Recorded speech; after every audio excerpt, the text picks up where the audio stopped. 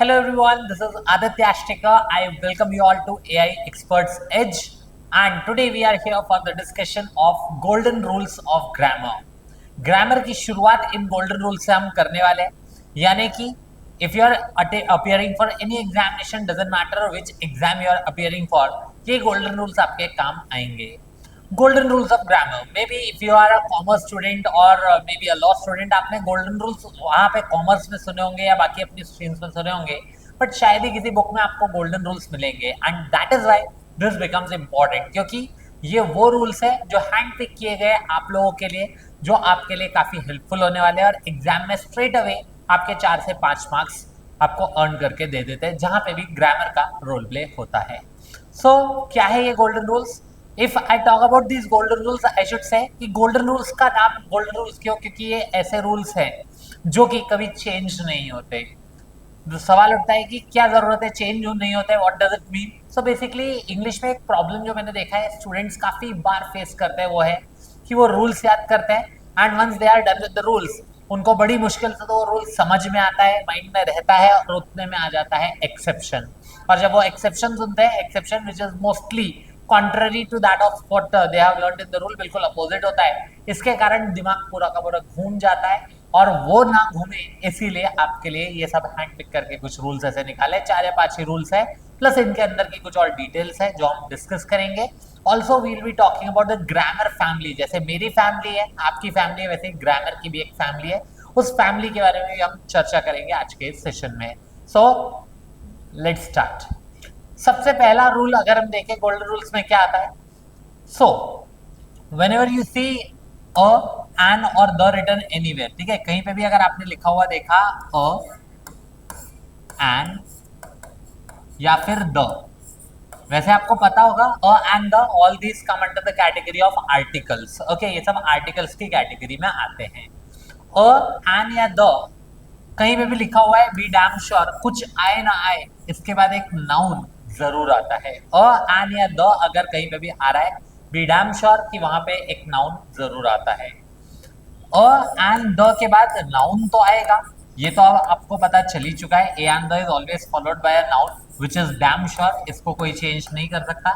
But इस noun के पहले अगर कुछ आया तो वो रहेगा एक एडजेक्टिव, वो रहेगा एक एडजेक्टिव. And why adjective? क्योंकि एडजेक्टिव क्या होता है? एडजेक्टिव वो वर्ड है जो नाउन को क्वालिफाई करता है, नाउन को मॉडिफाई करता है, या कहो सिंपल भाषा में नाउन के बारे में कुछ एक्स्ट्रा इंफॉर्मेशन देता है. ओके, तो नाउन के बारे में कुछ भी एक्स्ट्रा इंफॉर्मेशन देने वाला एडजेक्टिव हो जाएगा. And then comes what? A and the के बाद अभी तक आपको पता चल चुका होगा, दिमाग में बैठ चुका होगा क्या, कि एक नाउन आता है और नाउन के पहले अगर कुछ आए तो वो क्या रहेगा? एडजेक्टिव. ये भी अब आपको पता ही है, राइट? नाउन के पहले एडजेक्टिव तो आ जाएगा, लेकिन अगर एडजेक्टिव के भी पहले कुछ आया तो वो क्या हो सकता है? That can be an adverb. और क्यों हो सकता है? उसके पीछे रीजन बहुत सिंपल है, क्योंकि एडवर्ब वो वर्ड होता है जो किसी एडजेक्टिव को क्वालिफाई करता है या मॉडिफाई करता है, या कहो उसके बारे में कुछ एक्स्ट्रा इंफॉर्मेशन देता है. ओके, सो रूल जो फिक्स्ड रूल है वो है ए एंड द के साथ नाउन आएगा ही आएगा, बिना उसके सेंटेंस आगे नहीं बढ़ सकता. नाउन के पहले अगर कुछ आया, नहीं आया तो कोई दिक्कत नहीं, लेकिन अगर कुछ आया तो that will be N adjective, और उस एडजेक्टिव के पहले भी अगर कुछ आया तो that will be N adverb. Okay, क्योंकि एडजेक्टिव नाउन को क्वालिफाई करता है और एडवर्ब ना एडजेक्टिव को क्वालिफाई करता है. Okay, so based on that, जैसे एक एग्जांपल के तौर पे मैंने कहा, फॉर एग्जांपल इफ आई से a boy, a boy can easily से अ लगाए किसके लिए? बॉय के लिए. बॉय क्या है यहाँ पे? बॉय इज अ नाउन, है ना? अ लगाए किसके लिए? बॉय के लिए. Boy is a noun. इसी में मैंने कहा a smart boy, a smart boy. Now when I से अ स्मार्ट बॉय, अभी भी अ लगा है किसके लिए? अ लगा है बॉय के लिए. बॉय क्या है? नाउन. स्मार्ट क्या है? एडजेक्टिव. और यही अ लिखा है एंड देन लिखा है a very smart boy, a very smart boy. तो अ लगा है किसके लिए? बॉय के लिए. Boy is a noun. Smart जो कि एक एडजेक्टिव हुआ, स्मार्ट जो कि एक एडजेक्टिव हुआ, और वेरी हो जाएगा एक एडवर्ब. वेरी हो जाएगा एक एडवर्ब जो कि एडजेक्टिव स्मार्ट को ही क्वालिफाई कर रहा है. आप आराम से देख सकते हो, very has been used for smart and not for boy. कभी बोलते हो he is a very boy, ऐसा बोलता है क्या? नहीं. हम वेरी अगर लगा रहे हैं तो ये स्मार्ट किल लगा रहे हैं, that is why it is qualifying the word smart, that is the adjective, और एडजेक्टिव को क्वालिफाई कर रहा है इसलिए एडवर्ब बन रहा है। इन केस अगर ये बॉय को क्वालिफाई करता तो ये वापस एडजेक्टिव ही होता। तो एडजेक्टिव के पहले एक और एडजेक्टिव हो सकता है, but for that type needs to be different. Okay, वो दो अलग टाइप के हो सकते हैं, दैट्स अ डिफरेंट थिंग। इसके बारे में और चर्चा हम बाद में करेंगे। या कुछ और लिखा हुआ है, फॉर एग्जाम्पल मैंने कहा गर्ल ले लो। ओके, अ गर्ल ले लो चलेगा, a girl, a beautiful girl जैसे मैंने लिख दिया, ठीक है, अ ब्यूटीफुल गर्ल। या मैंने कहा कुछ और, really beautiful girl. Okay, a really beautiful girl. Okay, या एन एक्सट्रीमली ब्यूटीफुल गर्ल, जैसा भी लिख रहे हैं डजंट मैटर। ब्यूटीफुल लिखा है, टैलेंटेड लिखा है, जो भी लिखा है। सो अभी भी लग रहा है किसके लिए, गर्ल, नाउन के लिए, नाउन। फिर ब्यूटीफुल उसी नाउन के पहले लगने वाला वर्ड है, एडजेक्टिव है, उसकी तारीफ कर रहा है, उसकी विशेषता बता रहा है।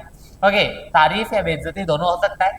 अभी right now it's just qualifying it, providing some extra information regarding that. और ये रियली एडवर्ब है जो किसको क्वालिफाई कर रहा है, एडजेक्टिव ब्यूटीफुल को क्वालिफाई कर रहा है। ओके, तो दैट्स हाउ इट गोज। आप एन ले रहे हो डजंट मैटर, जैसे मैंने कहा एन एप्पल। अब अ या एन डिसाइड होता है नियरेस्ट वर्ड के हिसाब से। जैसे मैंने यहाँ एक्सट्रीमली लगा दिया होता तो एक्सट्रीमली नियरेस्ट वर्ड है, इसके हिसाब से यहाँ पे हो जाता है एन एक्सट्रीमली ब्यूटीफुल गर्ल। ऐसे ही एन एप्पल लिखा है और रॉटन एप्पल, और उसके अलावा कुछ और वहां पे क्वालिफायर यूज करके अगर हम बोल रहे हैं तो basically that will be turning it into an adverb. तो दिस इज द थिंग जो हमें ध्यान में रखती है। अ एंड द के साथ नाउन आता है, नाउन के पहले अगर कुछ आया तो एडजेक्टिव, एडजेक्टिव के पहले कुछ और आया तो adverb. This is the first golden rule. But इससे रिलेटेड एक और बड़ी चीज जाननी जरूरी है, वो क्या, ये मैंने बोल दिया कि नाउन होता है वो तो ठीक है, बट एडजेक्टिव होता है वो भी ठीक है, एडवर्ब होता है क्या ये सब, नाउन, वर्ब, एडजेक्टिव, प्रोनाउन, ये सब जो हमने सुने है क्या।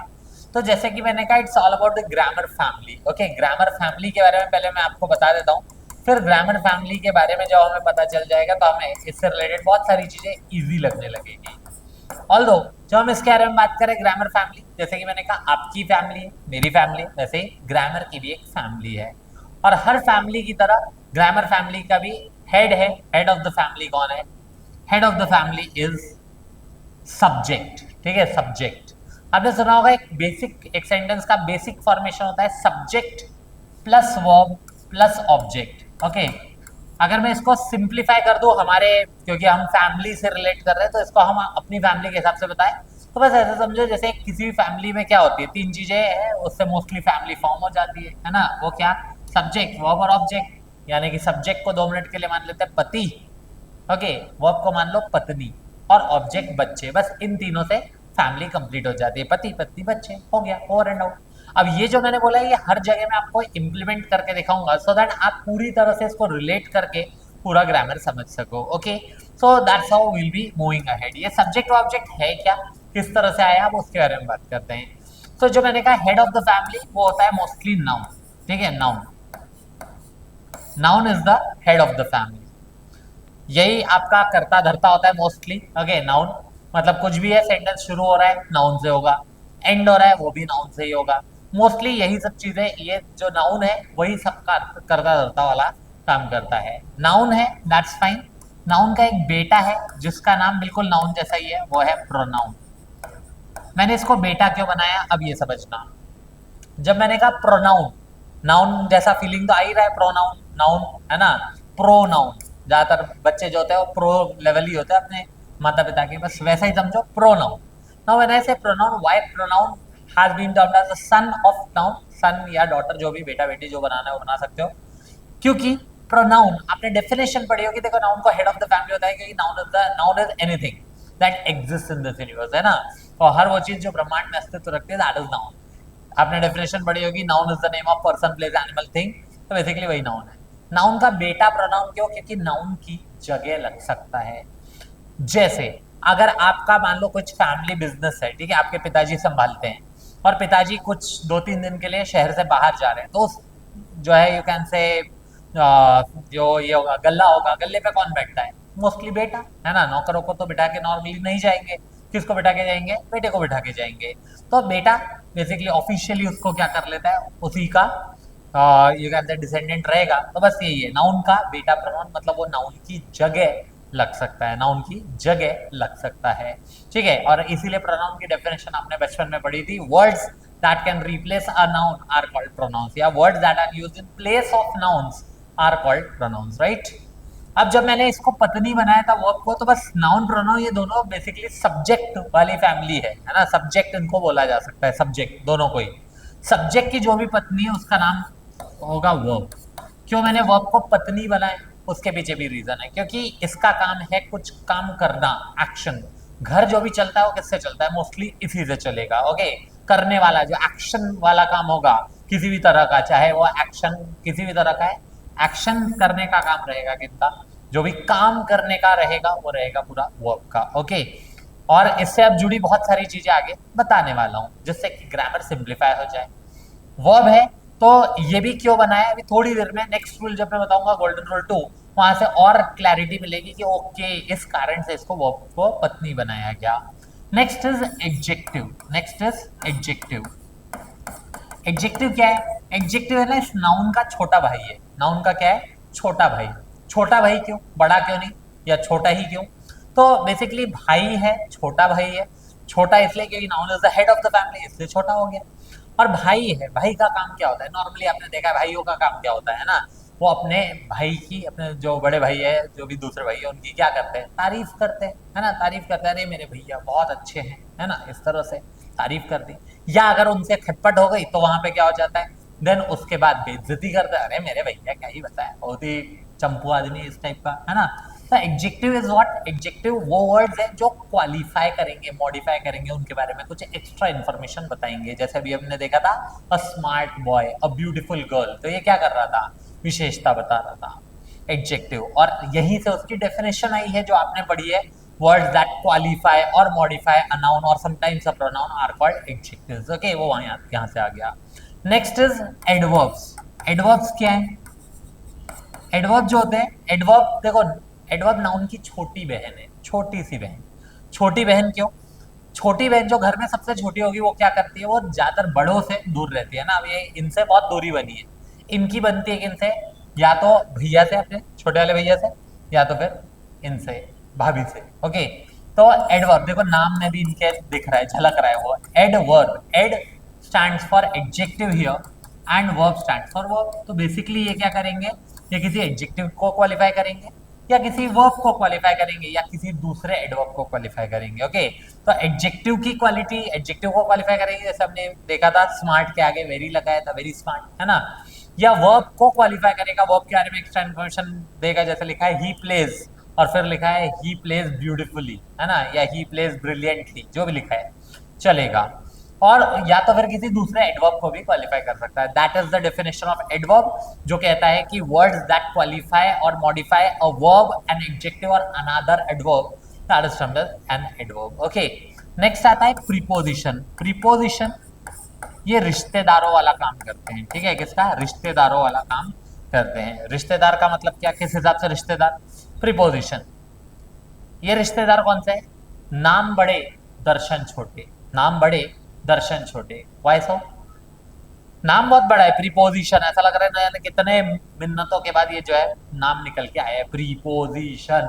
लेकिन इसमें आने वाले वर्ड्स बहुत छोटे छोटे से होते हैं, पिद्दी पिद्दी से, इतने छोटे कि मुंह से निकलने से पहले खत्म हो जाते हैं, ओके। जैसे मैंने कहा प्रीपोजिशन की बात हो रही है, इसमें वर्ड्स आ जाएंगे, जैसे इन, मुंह से निकला खत्म, ऑन खत्म, एट खत्म, टू खत्म, बाय, ऑफ, ओके। या और बड़े हो सकते हैं, for, from, with, into, over, below, above, ये सब हो सकते हैं। प्रीपोजिशंस को क्यों रिश्तेदार बनाया, इसको समझो। आप लोगों ने देखा होगा आपकी लाइफ में, मे बी जब आप छोटे थे तो आपने ये चीज एक्सपीरियंस की होगी कि आपके जो माता पिता है वो किसी पर्टिकुलर रिलेटिव्स के बारे में बताते थे, अरे वो तुम्हारे सिंगापुर वाले चाचा, या मलेशिया वाले मामा, या मुंबई वाले चाचा, दिल्ली वाले ताऊ जी, जो भी है, इस तरह से आपको बताया जाता था। इन लोगों से है ना हमें एक्सपेक्टेशंस बहुत होती थी कि नॉर्मल अगर कोई रिश्तेदार आता था हमारे घर पे और हमें चॉकलेट देता था, या फिर कहो हमें 10-20 रुपए जो भी देता, हमारे लिए वो बहुत मस्त चीज होती थी। और अगर इनके बारे में सुना होता है कि कोई सिंगापुर में रहता है या छोटे हम शहरों में रह रहे हैं, तो उस समय किसी ऐसे यू कैन से मुंबई से कोई, तो दिमाग में एक बहुत इमेज पॉजिटिव बनी होती है। अब प्रीपोजिशन बिल्कुल उसी तरह के रिश्तेदार है, इनका काम क्या है, रिश्तेदारों का काम क्या होता है, जोड़ कर रखना है ना। वो नाउन मतलब सेंटेंस के सब्जेक्ट और ऑब्जेक्ट से रिलेशन बना के रखता है, ठीक है। सब्जेक्ट पति एंड ये बच्चे, उनसे रिलेशन बना के रखता है। अब किस तरह का, और इसको उसी तरह से क्यों ट्रीट किया जा रहा है, जैसे आपने देखा होगा इसमें क्या है, ऐसे लोग जब कभी आपके घर पे आए होंगे, जब पहली बार आपके घर पे आए होंगे, आपने शायद ऐसा एक्सपीरियंस किया होगा, अब इनसे उम्मीद होती है कि ये जो है मस्त कुछ बड़ा बाहर की कोई चॉकलेट वॉकलेट लेके आए, या तो फिर अगर वो खाली हाथ आ गए तो हम एक्सपेक्ट करते हैं कोई दिक्कत नहीं है, ऐसे आ गए चलेगा, बट बड़ा रोकड़ा दे के जाएंगे, है ना। अब ये 2-4 दिन 5 दिन हमारे साथ रह लिए, और उसके बाद जब जाने की बारी आई तो हमसे जो है उन्होंने पैर वैर छुआ लिए लेकिन दिया कुछ नहीं। ऐसे लोगों को बोलते हैं नाम बड़े, सुना तो बहुत है इनके बारे में, इन दर्शन छोटे, तो बस इसलिए प्रिपोजिशन। ओके, इसका सब रिलेवेंस होगा, ये सब ऐसे ही केवल हवा हवाई बातें नहीं है, इन सबका रिलेवेंस होगा, इन सबको बताऊंगा कैसे ये इंप्लीमेंट होता है, कहाँ इंप्लीमेंट होता है और क्यों होते हैं, वो सब चीजें आपको इस पूरे A to Z सेशन तक, सेशन के एंड तक पता चली जाएंगी। ओके, तो प्रिपोजिशन, नाम बड़े दर्शन छोटे। ओके, नेक्स्ट आता है एक और रिलेटिव है, कंजंक्शन। कंजंक्शन ये भी सगे संबंधी है, बट ये अच्छे वाले सगे संबंधी है, ठीक है, ऐसे नहीं है नाम बड़े दर्शन छोटे वाले नहीं है। ये कैसे है कंजंक्शन, ये जोड़ के रखने वाला काम करते हैं, ठीक है। ये तो केवल रिलेटेड है, रिलेट करते हैं, ठीक है, बट ये जोड़ कर रखते हैं, अच्छे समय में भी जोड़ के रखते हैं, बुरे समय में भी जोड़ के ही रखते हैं, जोड़ने का काम है इनका, ठीक है। ये सब डेफिनेशन है, अगर आप देख रहे हैं सब डेफिनेशन है, आऊंगा इस पे। कंजंक्शंस जोड़ने का काम करते हैं, अगर दो अच्छी बातें हैं तो भी जोड़ के, कि लिखा है स्माइल लाव्ड, इनको जोड़ना है तो चलेगा, ही स्माइल्ड ही लाव्ड, दोनों को जोड़ दिया, ही स्माइल्ड एंड लाव्ड, है ना, या शी स्माइल्ड एंड लाव्ड हो गया, दोनों पॉजिटिव एक्शन से जुड़ गए। वहीं लिखा है स्माइल्ड और फिर लिखा है स्लैब, तो लिखा है she smiled but slapped me, अब एक पॉजिटिव एक्शन है स्माइल्ड, एक तरफ है negative action slapped, positive negative opposite contradictory actions को जोड़ना है तो भी क्या लग गया, बट वो भी क्या है कंजंक्शन। तो अच्छे समय में भी काम आते हैं ये, बुरे में भी आते हैं ये, अच्छे वाले सगे संबंधी है। और एक और सगे संबंधी होते हैं हमारे, वैरायटी ऑफ सगे संबंधी में एक और आते हैं, वो है इंटरजेक्शन। इनकी ज्यादा वैल्यू नहीं है, ठीक है, ऑल्दो है काम क्या है, रिश्तेदार है, बट ये कौन से काम के रिश्तेदार है, ये केवल और केवल दो टाइम ही मिलते हैं, एक खुशी के माहौल में, एक गम के माहौल में। आई मीन टू से शादी ब्याह टाइप की चीजों में, शादी ब्याह के उसमें मिलते हैं, और नहीं तो फिर ऐसा डेथ वगैरह हो जाते हैं तब मिलते हैं ना, और आके पूछते हैं बेटा पहचाना, अरे क्या पहचाना, कभी मिले ही नहीं हो, कहाँ से पहचानेंगे। तो ये बस ऐसे ही, ये जब भी आते हैं कुछ खुशी वाले या दुख वाले वर्ड्स लेके आते हैं, जैसे कि ओ, आ, आउच, हुर्रे, ब्रावो, है ना, अलास, इस टाइप के कुछ वर्ड्स लेकर आते हैं। तो खैर इनकी वैल्यू फिर है ही नहीं ज्यादा, बस उसी टाइप मिलता है तो कोई इतनी वैल्यू है ही नहीं। ये पूरी की पूरी ग्रामर फैमिली है। Okay, this is grammar family. अगर आपने ध्यान दिया होगा, मैंने जितनी भी ये रिलेशंस बताई हैं, all these are actual definitions of what you study or what you learn from your books, but that has been explained in simple language to you। और अब आपको हर एक चीज की डेफिनेशन वो भी एक बिल्कुल प्रैक्टिकल तरीके से बताया। Noun head of the family, इसीलिए वही करता धरता रहेगा। उसका बेटा प्रोनाउन बेटा ही क्यों, क्योंकि उसी के रिप्लेसमेंट में लगता है, उसके यू कैन से गैर हाजिरी में या उसकी जगह लग जाता है। ओके, देन वर्ब, उसकी पत्नी है, एक्शन का काम करेंगे, इसके बारे में और चर्चा होगी अभी। एडजेक्टिव, भाई है, तारीफ करता है या बेइज्जती करता है depending on the situation. Adverb, छोटी बहन है लेकिन इससे दूर रहती है, तो ये क्या वर्ब और एडजेक्टिव से मतलब रखती है। उसके अलावा प्रीपोजिशन, सगे संबंधी लेकिन नाम बड़े दर्शन छोटे। ओके, कंजंक्शंस, जोड़ने वाले सगे संबंधी, और इंटरजेक्शन केवल खुशी और गम के माहौल में दिखने वाले सगे संबंधी। तो ये आपका पूरा का पूरा ग्रामर फैमिली। अब ये कैसे रिलेटेड है हर एक चीज से, वो हम धीरे धीरे धीरे धीरे ओपन अप करेंगे। Okay, now this is done. इसी की तरह अब ये तो ठीक है, अभी नाउन्स और एडजेक्टिव्स की मेनली बात अगर हो रही है, so we need to understand 2 or 3 things. Okay, first thing is when talking about this particular thing, that is nouns। nouns की अगर बात करें, nouns को पहचानने का तरीका, एक तो वो डेफिनेशन कि नेम प्लेस एनिमल थिंग है ना, noun is the name of person place animal thing, या मैं सिंपल भाषा में बताता हूँ तो anything that exist in this universe is a noun. But the point is exam में जब हमारे सामने कुछ ब्लैंक फिल इन करना है, फिल इन द ब्लैंक्स के क्वेश्चन आते हैं, एरर स्पॉटिंग क्या आता है, सेंटेंस इंप्रूवमेंट क्या आता है, and when we have to fill in the blanks, हम कोई ये डेफिनेशन थोड़ा ना सोचते बैठेंगे कि ये नाउन है कि नहीं है, ऐसा नो। अगर केवल देख के पता चल जाए कि the particular the given word is a noun और नॉट, तो कितना आसान होगा, शायद बहुत ज्यादा आसान होगा। तो वही हम करेंगे, कुछ identification of different parts of speech. First of all let's start with nouns. When talking about nouns, nouns की कुछ पहचान है। There are certain keywords that can help us identify noun in a second. वो कैसे, आओ देखें। सो noun की बात करें, जैसे if you see I O N written at the end of any word, I O N, तो आई ओ एन का काम होता है क्या, आई ओ एन नाउन का ही काम करता है। आई ओ एन, जैसे मैंने एक वर्ड लिखा सॉल्यूशन, सॉल्यूशन आया किस वर्ड से, किस वर्ड से, सॉल्व, सॉल्व वर्ड से आया है। सॉल्व करने का जो प्रोसेस है that is solution. Pollution ion है, नाउन है, आयन देख लिया, नाउन है। पॉल्यूशन आया किस वर्ड से, पॉल्यूट से, पॉल्यूट इज द वर्ब, और पॉल्यूट को आयन प्रोसेस में ले आए, पॉल्यूट होने का जो प्रोसेस होगा वो हो गया पॉल्यूशन।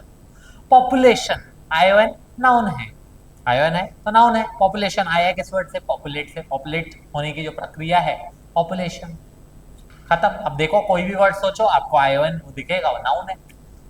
मैथ्स पढ़ते हो आप लोग, मैथ्स पढ़ते हो, you might have seen there are certain words like calculation, calculation आया किस वर्ड से, कैलकुलेट से, कैलकुलेट करने का जो प्रोसेस है कैलकुलेशन। एडिशन, एडिशन आयन है, एडिशन नाउन है। और एडिशन क्या, ऐड करने की प्रोसेस, एडिशन सब्ट्रैक्ट करने की प्रोसेस, सब्ट्रैक्शन मल्टीप्लाई करने की प्रोसेस, मल्टीप्लिकेशन डिवाइड करने की प्रोसेस, डिवीजन, सिंप्लीफाई करने की प्रोसेस, सिंप्लीफिकेशन, डिफरेंशिएट करने की डिफरेंशिएशन, इंटीग्रेट करने की इंटीग्रेशन। ऐसे न जाने कितने वर्ड्स बन जाएंगे, सोचते रहो। अब ये आपका काम है, अपने अगल बगल भी थोड़ा सा नजर घुमाओगे ना, यू विल सी हाँ यार ये लिखा हुआ है, वो लिखा हुआ है, ऐसा लिखा हुआ है, वैसा लिखा हुआ है। तो all this can be easily found out. Okay, although because English is a language and language can never be perfect, language जो है वो परफेक्ट नहीं हो सकती, और क्योंकि परफेक्ट नहीं हो सकती इसलिए एक्सेप्शन आ जाते हैं। जस्ट फॉर इंफॉर्मेशन, एक्सेप्शन भी क्या है, आयन है, नाउन है। कहां से आया, एक्सेप्ट, मतलब ये सब चीज फॉलो होगी एक्सेप्ट दिस केस, तो उस वाले उसका जो प्रोसेस है, तो एक्सेप्शन वो भी एक नाउन है ऑल दो। बट आयन की इसकी बात हो रही है तो एक वर्ड मुझे याद आता है, MENTION, मेंशन। मेंशन एक ऐसा वर्ड है जो आयन लेता जरूर है, but this is not a noun, ये एक वर्ब होता है। ऐसे एक्सेप्शंस आपको इंग्लिश में हर जगह कुछ ना कुछ मिल जाता है, बट इसका ING फॉर्म लगा दिया मेंशनिंग, तो can act as a gerund, या जेरेंड जिसको नाउन भी बोल सकते हैं। ओके, इसके बारे में और चर्चा आगे करेंगे। नेक्स्ट, ऐसे ही एक वर्ड आता है MENT। MENT लगे हुए वर्ड्स भी क्या करते हैं, नाउन का काम करते हैं। जैसे मैंने कहा एक वर्ड लिखा था अपार्टमेंट, नाउन है, डिपार्टमेंट नाउन है, ठीक है। या फिर लिखा है हरासमेंट, अब मेंट है, नाउन रहेगा, हरास, हरास को अगर हो रहा है कोई है ना, तो वो जो प्रोसेस रहेगी हरासमेंट। एम्बेरसमेंट, एम्बेरस होने की जो प्रोसेस है वो अपने आप में एम्बेरसमेंट हो गया, ठीक है। या एंजॉयमेंट, एंजॉय करने की प्रोसेस, एंजॉयमेंट। या फिर जजमेंट, जज करने की जो प्रोसेस है जजमेंट हो गया।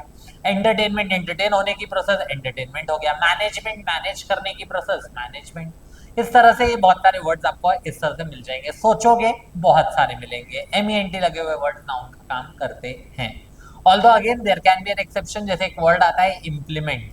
अब इम्प्लीमेंट एक ऐसा वर्ड है जो ENT या MENT तो ले रहा है, but this is not a noun, not a noun but a verb, implement. Okay, implement का नाउन फॉर्म होता है ये इम्प्लीमेंटेशन, तो वो नाउन फॉर्म है इसलिए इम्प्लीमेंट एक वर्ब है। Okay, implementation, got it. Now इस तरह से और भी वर्ड्स आ जाता है, ION हो गया, MENT हो गया। कुछ वर्ड्स होते हैं जो TY से एंड होते हैं, किससे एंड होते हैं, TY से। TY से एंड होने वाले words that can also act as a noun. Although यहाँ 99% और 99% वर्ड्स थे जो ION से एंड होते हैं तो नाउन है, MENT से एंड होते हैं तो नाउन है। इधर मैं कहूंगा 99% तो नहीं है बट 80% के आसपास वर्ड्स TY से एंड होने वाले नाउन का काम कर सकते हैं। बाकी बचे एडजेक्टिव्स या मे बी वर्ब का काम कर ले। TY से बात करें, जैसे एबिलिटी, TY लगाए, क्या है, नाउन है। स्टेबिलिटी, अब वर्ड्स चुराना सीखो, एबिलिटी, स्टेबिलिटी, बस दो लेटर लगाए हो गया एबिलिटी से स्टेबिलिटी। ओके, एबिलिटी नाउन है, स्टेबिलिटी नाउन है। ऑनेस्टी, पावर्टी चलेगा। Okay, community, society, safety, security, तो TY अगर लग रहा है वो अपने आप में नाउन का काम कर जाएगा। ऑल्दो इसमें एक्सेप्शंस होते हैं। एक्सेप्शंस किस तरह के, जैसे एक वर्ड आता है थर्स्टी। थर्स्टी बेसिकली आता है एक वर्ड थर्स्ट से, thirst is already a noun और इसीलिए थर्स्टी नाउन में वाई लग रहा है जब, तो वो थर्स्टी एक एडजेक्टिव बन जा रहा है, नाउन नहीं है। ऐसे एक वर्ड आता है टेस्टी, टेस्टी टेस्ट वर्ड से आता है, टेस्ट वर्ड से, और टेस्ट में वाई लग गया इसलिए बहुत नाउन बन गया। ठीक है, तो basically taste is noun, sorry taste is noun, और वाई लग गया तो एडजेक्टिव बन गया टेस्टी। इसी तरह से और क्या हो सकता है, थर्स्टी हो गया, टेस्टी हो गया। एक वर्ड आता है dirty, dirty again dirt word से आ रहा है, तो डर्टी ये एडजेक्टिव वापस बन जा रहा है, डर्ट बिकॉज नाउन था। और भी वर्ड्स हो सकते हैं जो किसी से आ नहीं रहे, स्टिल नाउन नहीं है वहां पे, एम्प्टी हो गया, नॉटी हो गया। ओके, एक वर्ड आता है haughty, haughty means superior attitude जो शो करता है। तो ऐसे में ये सारे वर्ड जो है वो आपके क्या हो जाते हैं, ये सब एडजेक्टिव्स का काम करेंगे, नाउन का नहीं। लेकिन बाकी वर्ड जो मैंने बताया वो अपने आप में क्या नाउन का काम कर सकते हैं। अब सवाल उठता है सर ऐसे में हम कैसे पहचानेंगे कि ये नाउन है या एडजेक्टिव है, उसका भी एक तरीका बता दूंगा, then it will be easy for you to find out. Okay, T Y हो गया। और क्या हो सकते हैं, जैसे कुछ वर्ड्स होते हैं जो टी एच से एंड होते हैं, किससे, टी एच से। टी एच से एंड होने वाले ऑलमोस्ट सारे वर्ड जो है वो नाउन का काम करते हैं। जैसे मैंने कहा ग्रोथ, ग्रोथ हो गया, स्ट्रेंथ, फेथ, ट्रुथ। ओके, या फिर और क्या लिखा हुआ, और क्या हो सकता है, इस तरह से आप सोच सकते हो, और चाहो तो आगे पीछे अपने हिसाब से देख भी सकते हो। तो ग्रोथ हो गया, स्ट्रेंथ हो गया, फेथ हो गया, या फिर लिखा है लेंथ हो गया, ब्रेथ हो गया, विड्थ हो गया, है ना, टी एच, मंथ हो गया। तो टी एच लगे हुए वर्ड नाउन का काम करते हैं। और देखिए और भी ऐसे वर्ड्स हो सकते हैं, जैसे एक वर्ड आता है शिप से एंड होने वाले वर्ड जो है वो नाउन का काम करते हैं, शिप। जैसे रिलेशनशिप, फ्रेंडशिप, एंटरप्रेन्योरशिप, है ना। तो इस तरह से अगर कुछ आ रहा है तो एस एच आई पी जो है वो अपने आप में नाउन हो जाएगा। शिप के अलावा अगर हम बात करें और क्या हो सकता है, एच डबल ओ डी लिखा है तो हुड, हुड काम जो करता है वो भी नाउन का ही करता है। जैसे ब्रदरहुड, मदरहुड, फादरहुड, चाइल्डहुड, है ना। तो इस तरह के नेबरहुड, ये सब अपने आप में नाउन का काम कर सकते हैं। और क्या हो सकते हैं इस तरह के वर्ड्स, अगर हम सोचे तो कुछ और वर्ड्स के इसमें अगर बात होती है, एक वर्ड आता है एनी डबल एस वाला, एनी डबल एस ये भी नाउन का काम करता है। Happiness, sadness, friendliness, goodness, sadness. Okay, कुछ भी इस तरह से नेस लगा हुआ है वो अपने आप में क्या हो जाएगा, वो भी आपका नाउन का काम करता है। उसके अलावा और क्या हो सकता है, इस तरह से कुछ वर्ड्स होते हैं जो कि आई एस एम से एंड होते हैं, ये सारे के सारे नाउन का काम कर सकते हैं। जैसे कि जर्नलिज्म, फेवरेटिज्म, ओके, पॉपुलिज्म, या फिर कम्युनलिज्म, सोशलिज्म। तो आईएसएम लगा है, प्रोफेशनलिज्म, ये सब आपके नाउन्स के काम कर सकते हैं। ठीक है, तो ये कुछ पहचान है, easy way to identify whether a given word is a noun और नॉट। बहुत सारी ऐसी चीजें हो सकती है जैसे कि हम इजीली पहचान सकते हैं। इसमें एक वर्ड और ऐड करता हूँ, अगर कोई वर्ड सी ई से एंड हो रहा है, किससे एंड हो रहा है, सी ई से, बस इसमें एक कंडीशन लगा देता हूँ, मिनिमम 6 लेटर हो तो ज्यादा अच्छा, मिनिमम 6 लेटर हो तो ज्यादा अच्छा। तो सी लगे हुए वर्ड्स जो होते हैं वो काम नाउन का करते हैं। और इसी सीई में, इसी सीई में सी की जगह अगर टी लग जाए, क्या लग जाए, टी लग जाए, तो ये काम एडजेक्टिव का करने लगेगा। Now what does that mean, जैसे एक वर्ड लिखा था इनोसेंस, मोर देन 6 लेटर्स है, मिनिमम 6 चाहिए, इनोसेंस, और उस सी को हटा दो, उसके टी लगा दो, बन गया इनोसेंट। इनोसेंट क्या हो गया, नाउन हो गया, innocence, innocent. Patience, patient, confidence, confident, violence, violent, arrogance, arrogant. इस तरह से आप बहुत सारे वर्ड्स बना सकते हो। तो सी लगाए, नाउन है, सी से ही सी की जगह टी लग गया, एडजेक्टिव बन गया।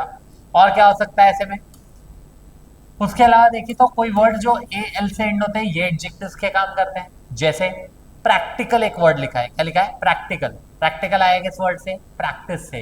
Practical is an adjective and practice से आया, प्रैक्टिस हो गया आपका नाउन, प्रैक्टिस से बना प्रैक्टिकल। फंक्शनल, फंक्शनल आया फंक्शन से, function is noun, functional adjective हो गया। या कुछ और लिखा है प्रोफेशनल, अगेन प्रोफेशन से आया, प्रोफेशनल हो गया। एनवायरमेंटल, एनवायरमेंट से आया, एनवायरमेंटल। तो इस तरह से एल वर्ड जो है वो एडजेक्टिव का काम कर रहा है, अगर किसी एक सेंसिबल वर्ड से वो आ रहा है। ऐसे ही एल के अलावा अगर देखें तो एबल लिखा है, एबल लगे हुए वर्ड भी वही है, बस एबल में अगेन जो आगे वर्ड लग रहा है वो सेंसिबल होना चाहिए। जैसे लिखा है कंफर्टेबल, कंफर्टेबल लिखा है, एबल है, कंफर्टेबल, तो कंफर्टेबल अपने आप में कंफर्ट वर्ड से आया, चलेगा कंफर्टेबल। ट्रांसफरेबल चलेगा, ट्रांसफॉर्मेबल कोई दिक्कत नहीं, डिपेंडेबल चलेगा, मैनेजेबल कोई इश्यू नहीं। तो ये सब जो है अपने आप में एबल लगे हुए वर्ड एडजेक्टिव का काम कर सकते हैं। ऐसे ही और वर्ड्स देखे, एफ्यूएल लगा है, F U L also indicates an adjective coming into play. Like if I am talking about beautiful, आया किस वर्ड से? ब्यूटी से। ब्यूटी क्या था? नाउन था, ब्यूटी से बना ब्यूटीफुल, एडजेक्टिव हो गया। वंडरफुल एडजेक्टिव है। Truthful, faithful, harmful, painful, peaceful, कुछ भी है इस तरह का वर्ड आ रहा है तो वहां पे हमें एफ्यूएल लगा हुआ वर्ड एडजेक्टिव का काम कर देता है। और क्या हो सकता है इस तरह से? ओ यू एस लगाया अगर कहीं, O U S is an indication of adjective, indication I one noun है, यही करना आना चाहिए आपको, ठीक है। कि कोई वर्ड आपके दिमाग से होके गुजरा, आपके दिमाग में आना चाहिए कि ओके ये अपने आप में क्या काम कर रहा है। ओ यू एस लगाए, ओ एस लगे हुए वर्ड्स एडजेक्टिव का काम करते हैं। जैसे कि अगर लिखा है कंटिन्यूअस, कंटिन्यूअस है, ओ यू एस लगाए चलेगा।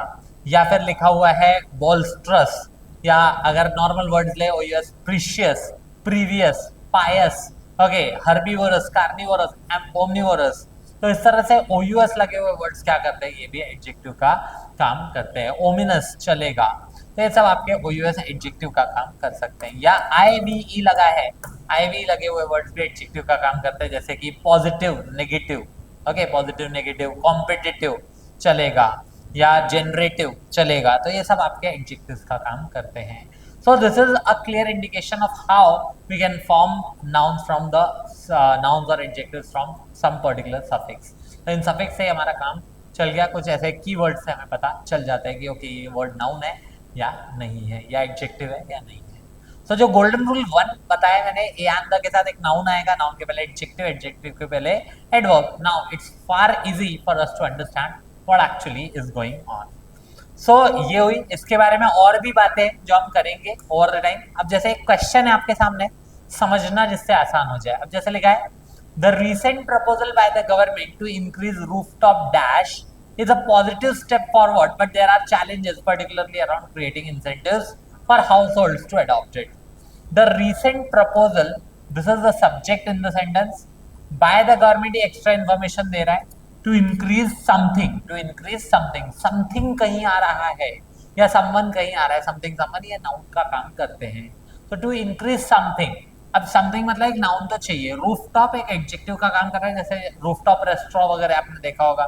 तो रूफटॉप रेस्टोरेंट या रेस्टोरेंट इसका प्रोनाउंसिएशन होता है। रेस्टोरेंट क्या है? एक नाउन है, और रूफटॉप क्या एडजेक्टिव का काम कर रहा है। तो ये एडजेक्टिव है, वैसे यहाँ एक नाउन की आवश्यकता है क्योंकि आगे एक वर्ब लग गया है। तो सब्जेक्ट है, रीजन प्रपोजल सिंगुलर सब्जेक्ट है, वर्ब सिंगुलर आ रहा है, इसके बारे में भी आगे चर्चा होगी।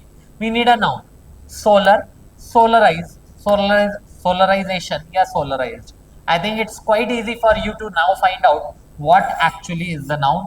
If we are damn sure that the given word requires a noun, we can easily find out that the noun is the word that ends in ION here. Okay, out of these choices, quite easily we have found out what the answer should be. Okay, rooftop solarization. अब पढ़ के देखो, the recent proposal by the government to increase rooftop solarization is a positive step forward. Perfect. इसमें भी और बातें बताओ। अगर जैसे यहाँ पे गवर्नमेंट लिखा है, गवर्नमेंट जो है वो क्या है? गवर्नमेंट एक नाउन है, MENT लगा हुआ है ना। या फिर पॉजिटिव में IV आ रहा है, एडजेक्टिव है। या फिर और कुछ है क्या इधर ऐसा? नहीं, बाकी ठीक है। यहाँ IVES हो गया तो अलग बात है, S लग नहीं सकता एडजेक्टिव में, अगर लग रहा है तो वो वापस नाउन हो जाएगा। Okay fine. सो इस तरह से हमें एक चीज पता चल गई। एक और क्वेश्चन करने की कोशिश करते हैं अगर है तो। जैसे लिखा है, पढ़ो, सोचो, समझो और आंसर करो। अपना आंसर डिसाइड कर लो।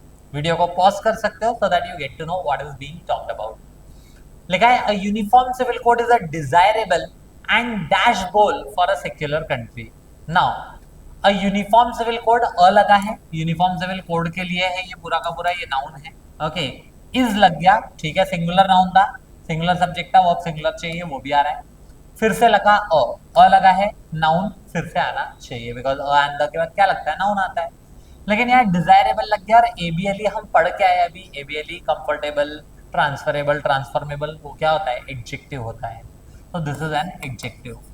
उसके बाद कंजंक्शन एंड लग रहा है, ध्यान रखना कंजंक्शन जोड़ के रखता है, मैंने बताया था। तो अगर इधर एडजेक्टिव है तो कंजंक्शन के बाद भी एडजेक्टिव ही आना चाहिए कायदे से। ओके, और फिर यहाँ गोल लिखा है विच इज अ नाउन, और हमें पता है कि अ लगना लगा था तो एक नाउन आना था, वो भी सिंगुलर वाला, वो यहाँ आया है। That means we require an adjective here.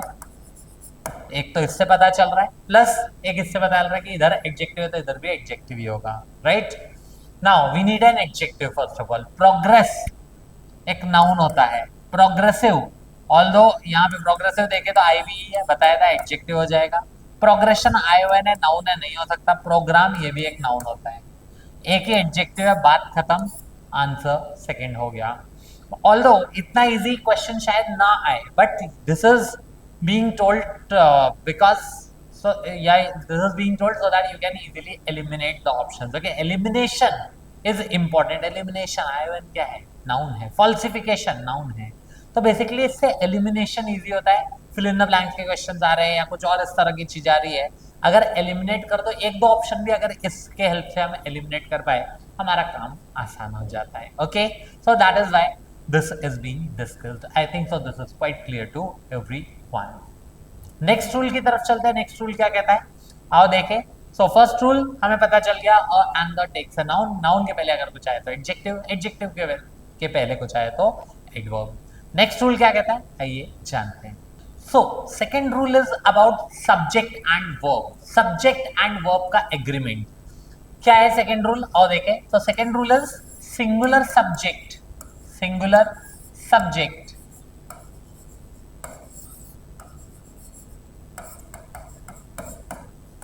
takes a singular verb, singular subject takes a singular verb, whereas plural subject takes a plural verb, plural subject takes a plural verb. Now when I say this, singular subject takes a singular verb, plural subject takes a plural verb, मैंने एक बात बोली थी क्या, subject verb object ये family complete करते हैं, right. Subject है, वर्ब है, ऑब्जेक्ट है।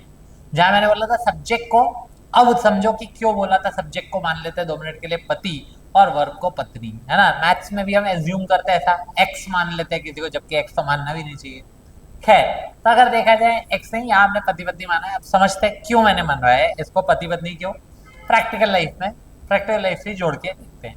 सी, सब्जेक्ट मतलब पति, वर्ब मतलब पत्नी। ये सब्जेक्ट और वर्ब का एक एग्रीमेंट होता है जो कि सब्जेक्ट वर्ब एग्रीमेंट कहलाता है। एक इंपॉर्टेंट टॉपिक है इंग्लिश ग्रामर के पर्सपेक्टिव से।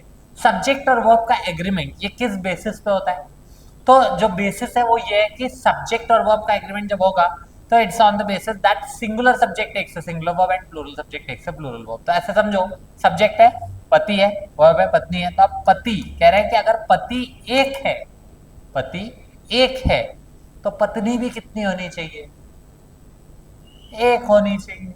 पति एक तो पत्नी एक होगी। और अगर किसी एक हॉल में है, किसी पार्टी में, और वहां बहुत सारे पति है, तो ऑब्वियसली उनकी पत्नियां भी बहुत सारी होंगी, मतलब सबके एक एक तो होंगी ना एटलीस्ट। तो बस वही है, पति एक तो पत्नी एक, पति बहुत सारे तो पत्नियां बहुत सारी, ठीक है।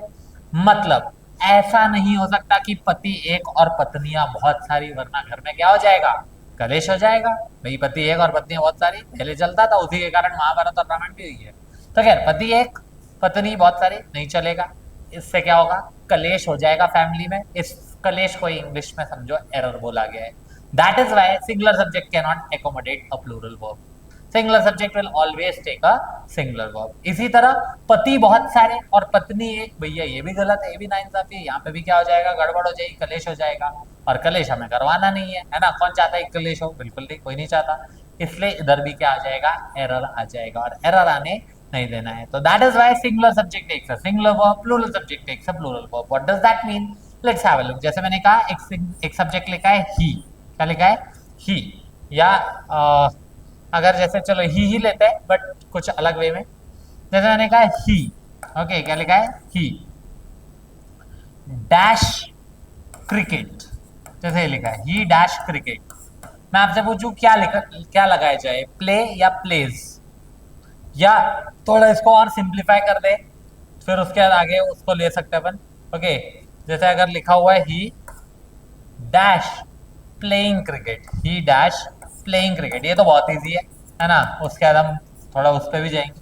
ही डैश प्लेइंग क्रिकेट, अगर मैं पूछूं क्या लगाओ, इज, एम या आर, क्या लगाओगे, अपने अंदर से बताओ क्या लगेगा। Obviously he is playing cricket, ऐसा ही होता है ना, he is playing cricket, he is playing cricket, right. और यही अगर लिखा है दे डैश प्लेइंग क्रिकेट, अब क्या लगाओगे? यस बिल्कुल ऑफ कोर्स, क्या होगा?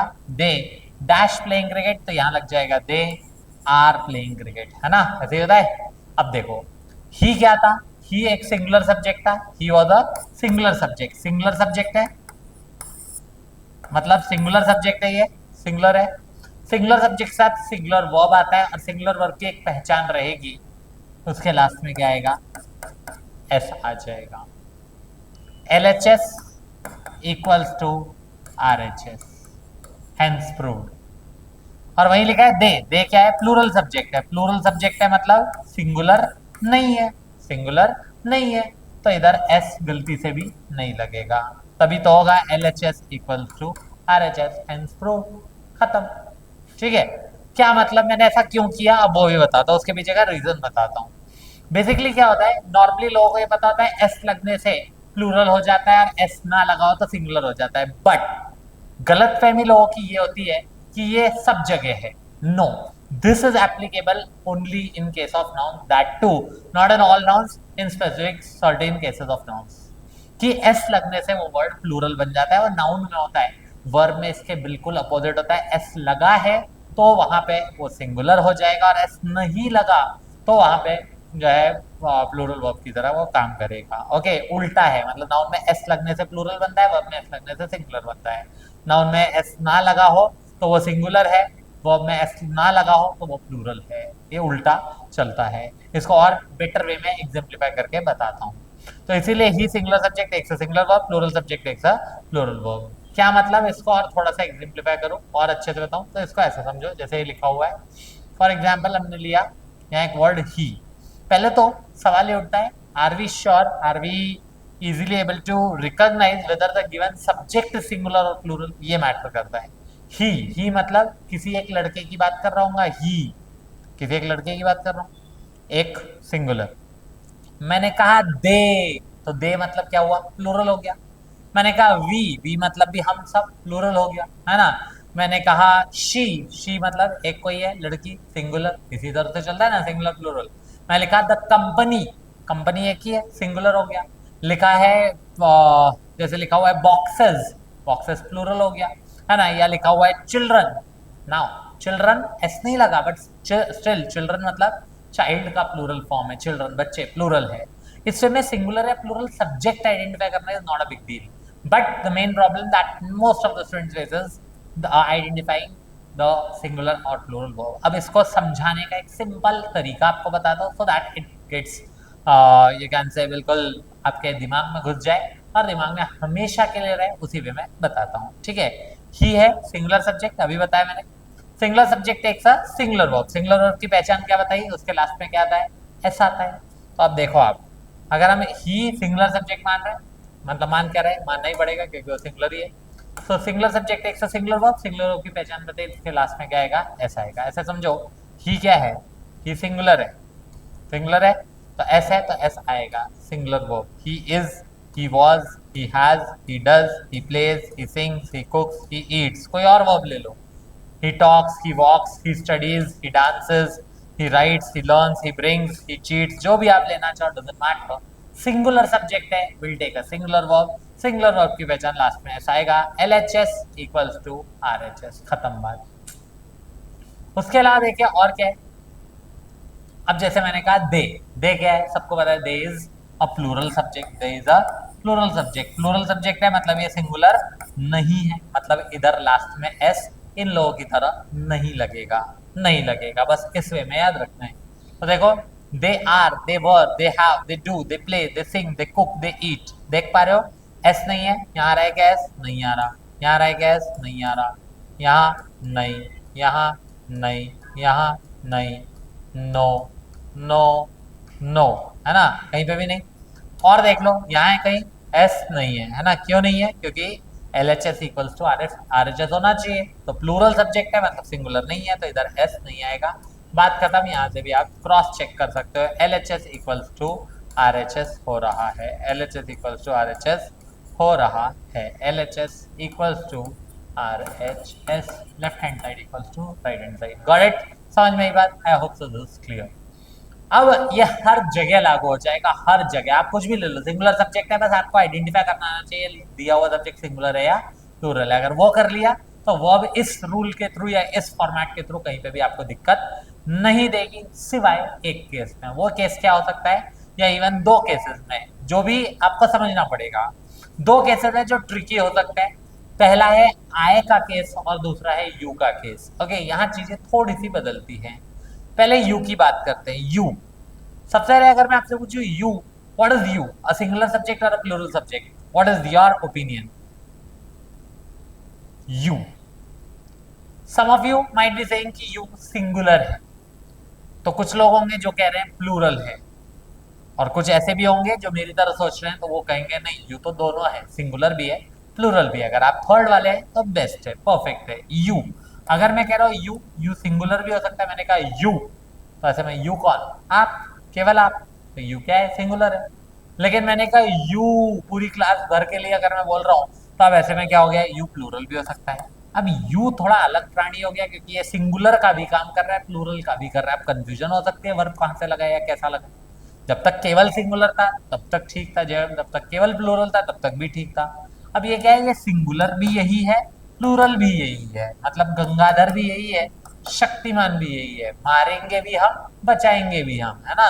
तो सिंगुलर भी है, प्लूरल भी है, ऐसा समझो। मैंने क्यों गंगाधर शक्तिमान बोला, ऐसा समझो। एस है, एस फॉर सिंगुलर या एस फॉर साधारण, साधारण कौन था, गंगाधर था। और पी फॉर प्लूरल या पी फॉर पावरफुल, पावरफुल कौन था, शक्तिमान। बस हो गया। अब गंगाधर भी यही है, शक्तिमान भी यही है। अब बताओ दुनिया को बचाएगा तो कैसे बचाएगा, गंगाधर बन के या शक्तिमान बन के? ऑब्वियसली शक्तिमान बन के, शक्तियां दिखाएगा ना अपनी पूरी। बस वही ऐसे ही करना है हमें, तो इसी के हिसाब से यूज हो जाएगा, वो अपने आप में क्या, यू प्लूरल की तरह ही लेकर जाएगा। Okay, what does that mean, आओ देखें। तो यू सिंगुलर भी है, प्लूरल भी है, लेकिन वर्ब जो लेगा वो किसके हिसाब से है, शक्तिमान की तरह, यानी कि पावरफुल की तरह लेगा, प्लूरल की तरह। तो बस इसीलिए वहां पे you are, you were, you have, you do, you play, you sing, you cook, you eat, you talk, you walk, you dance, you study, you write, you learn, you bring, you cheat, ये बिल्कुल वैसा ही जाएगा। क्यों?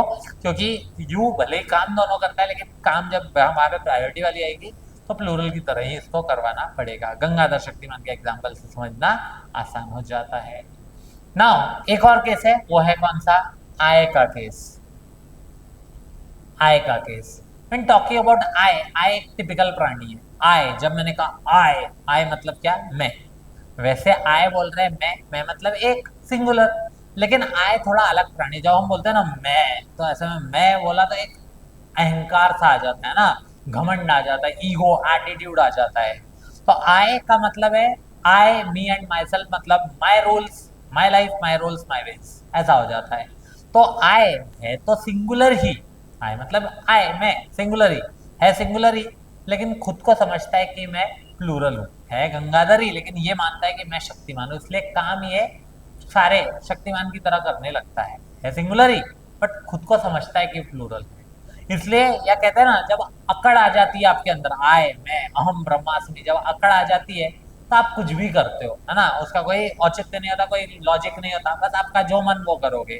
तो आय भी वैसा ही हो गया, बिन पैदी का लोटा हो गया है, जो कि कहीं भी लुढ़क जाता है, कभी इधर कभी उधर। जैसे आय कहता है ना ही मैं आर लूंगा ना ही इस लूंगा, मैं अपनी अलग दुनिया बसाऊंगा, और इसीलिए आय लेता है एम। क्या लेता है, एम। लेकिन यही एम, यही आय जो है, एम तो लेता है, बट यही आय जब बात आती है इसमें, तो यहाँ आ जाता है वॉज, यानी कि सिंगुलर की तरह जाता है। लेकिन यही आए वापस हैव लेता है, यानी प्लूरल की तरह जाता है। डू लेता है प्लूरल की तरह, प्ले प्लूरल की तरह, सिंगुल सिंग तो बेसिकली ये भी प्लूरल की तरह, कुक, ईट, टॉक, वॉक, सब प्लूरल की तरह ही चलता है। अब मैंने क्या बोला, आए क्या है, सिंगल, आए मतलब मैं सिंगल, है तो एक ही, लेकिन काम सारे कैसे कर रहा है, प्लूरल की तरह, है सिंगुलर ही लेकिन काम प्लूरल की तरह कर रहा है। तब क्या है, सवाल उठता है, अच्छा सब जगह प्लूरल है तो इधर क्या हुआ भाई, अब वही समझना है। तो आए जब छोटा था तब उसकी माँ ने उसको समझाया था कि बेटा तुम सिंगुलर नेचर के हो, सिंगुलर की तरह रहना। उसने कहा ठीक है माँ। लेकिन जैसे से बड़ा होता गया उसमें अकड़ आती गई, उसमें अकड़ आती गई, तो ऐसे में अकड़ के हिसाब से वो क्या करने लगा, अपने आप को प्लूरल मानने लगा, इसलिए सब काम प्लूरल की तरह करने लगा।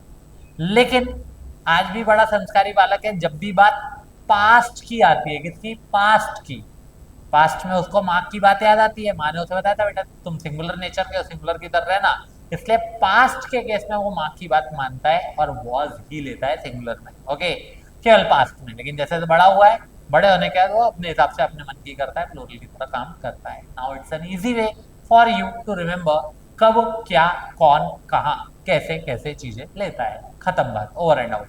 ऑल्दो आई के साथ वर्ब भी एक ऐसा केस है लगता है, ऑल्दो वो बहुत टिपिकल और बहुत कॉम्प्लिकेटेड केस है, बट स्टिल मैं बता दूंगा सो दैट आपको पता चले इसी स्टोरी की कंटिन्यूटी में कि आई के साथ वर्ब भी आ सकता है। कैसे? आई के साथ वैसे वॉज ही आएगा, नो डाउट, आई अपने साथ, क्योंकि माँ की बात मानता है पास्ट में, है ना, और माँ के हिसाब से चलता है, सिंगुलर की तरह चलता है, कोई दिक्कत नहीं। तो आई वैसे क्या लेता है, वॉज ले लेता है, आई वॉज ले लेता है, कोई इश्यू नहीं, माँ की बात यहाँ मान लेता है, ठीक है, क्यों, कब, केवल पास्ट में। लेकिन अगर इसी आय ने माँ की बात नहीं मानी होती, इफ आय ने माँ की बात नहीं मानी होती तो क्या करता, तो फिर से ये अपनी करता, ऐसे में वो क्या लेता, प्लूरल वर ले लेता। बस यही एक केस है जहां पे आय के साथ क्या किसी भी सब्जेक्ट के साथ वर लगता है। ये कौन सा केस है? एक बचपन में ऐसे पोएम वोएम में सुना होगा, if I were a bird, if I were a bird I would fly high in the sky, सुना है क्या? If I were a bird I would fly high in the sky. Although ये एक बहुत typical चीज है जो मैं बता रहा हूँ, ठीक है, मतलब इंग्लिश के अगर टॉप 10 रूल्स कुछ हैं तो मैं उन टॉप 10 में से एक का जिक्र अभी कर रहा हूँ। ये आपको अभी समझ में आए तो वेल एंड गुड, नहीं आए तो जब वर्ब्स पढ़ेंगे तब हम डिटेल में पढ़ेंगे। अभी के लिए बस जान लो, जानने में कोई बुराई नहीं है, समझ सको तो वेल एंड गुड, अच्छी बात है। If I were a bird I would fly high in the sky. Okay, ये एक सेंटेंस है, बचपन में ऐसा सेंटेंस पढ़ा होगा। इसको बोलते हैं सब्जंक्टिव मूड। क्या है सब्जंक्टिव मूड? एक तरह से hypothetical situation, unfulfilled wish, unfulfilled Dzire, मतलब ऐसी इच्छा है हमारी जो फुलफिल नहीं हुई है। ऐसी इच्छा जब आती है, आप कह रहे हैं कि अगर मैं एक चिड़िया होता, सवाल उठता है क्या मैं चिड़िया बन सकता हूँ? मैं चिड़िया बन सकता हूँ क्या? नहीं, केवल इमेजिनेशन है कि अगर मैं चिड़िया होता तो मैं ऐसा करता। उस केस में सब्जेक्ट चाहे कुछ हो, आई हो, यू हो, ही हो, दे हो, किसी का नाम लिखा हो, वहां इमेजिनेटिव केस में प्लूरल वर्ब यानी कि वर आता है। If I were a bird I would fly high in the sky, लिखा है जैसे मैंने कहा, he if he were the owner of the company, if he were the owner of the company, if he were the owner of the company, he would he would impose a 4 day week या 4 day week, इस तरह से अगर मैं कह रहा हूँ तो हो जाएगा he would impose a 4 day week। देखने वाली बात यह है कि यहाँ would प्लस V1 ही आता है आगे सेकंड क्लॉज में, ठीक है, he would impose a 4 day week।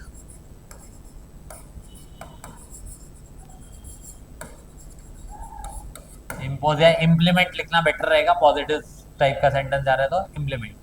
तो ऐसे में सब्जेक्ट चाहे ही हो, चाहे आई हो, चाहे वी हो, चाहे यू हो, डजंट मैटर, सब वर्ब प्लूरल आ जाता है, क्योंकि ये इमेजिनेशन है, एक्चुअल में ऐसा नहीं है।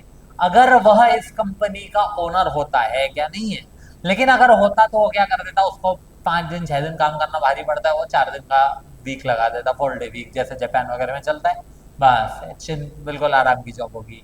लिखा है, she were the prime minister of the country she would work for the development of the nation. तो अगर वह भारत की प्रधानमंत्री होती तो वह भारत के विकास के लिए काम करती।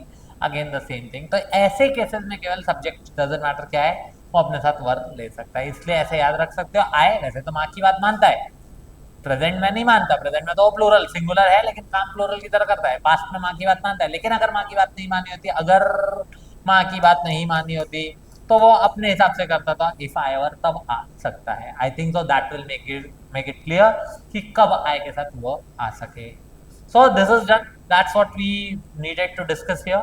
बेस्ड ऑन दिस अब कुछ क्वेश्चन करते हैं, सो दैट हमें समझ में आएगा कि हमें ये रूल अच्छे से समझ में आया या नहीं। जैसे बहुत इजी क्वेश्चन है, पढ़ो क्या लिखा है। Are cities dash extremely vulnerable to climate change because of large concentrations of populations and poor infrastructure?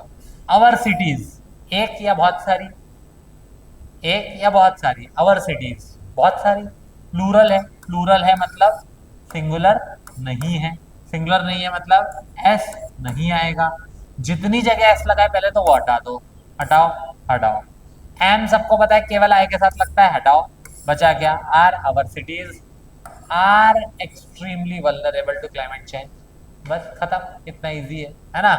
थोड़ा सा एक चीज और cities are extremely vulnerable. Vulnerable सबको पता है, एबल अब तो बहुत अच्छे से पता है, this will act as an adjective.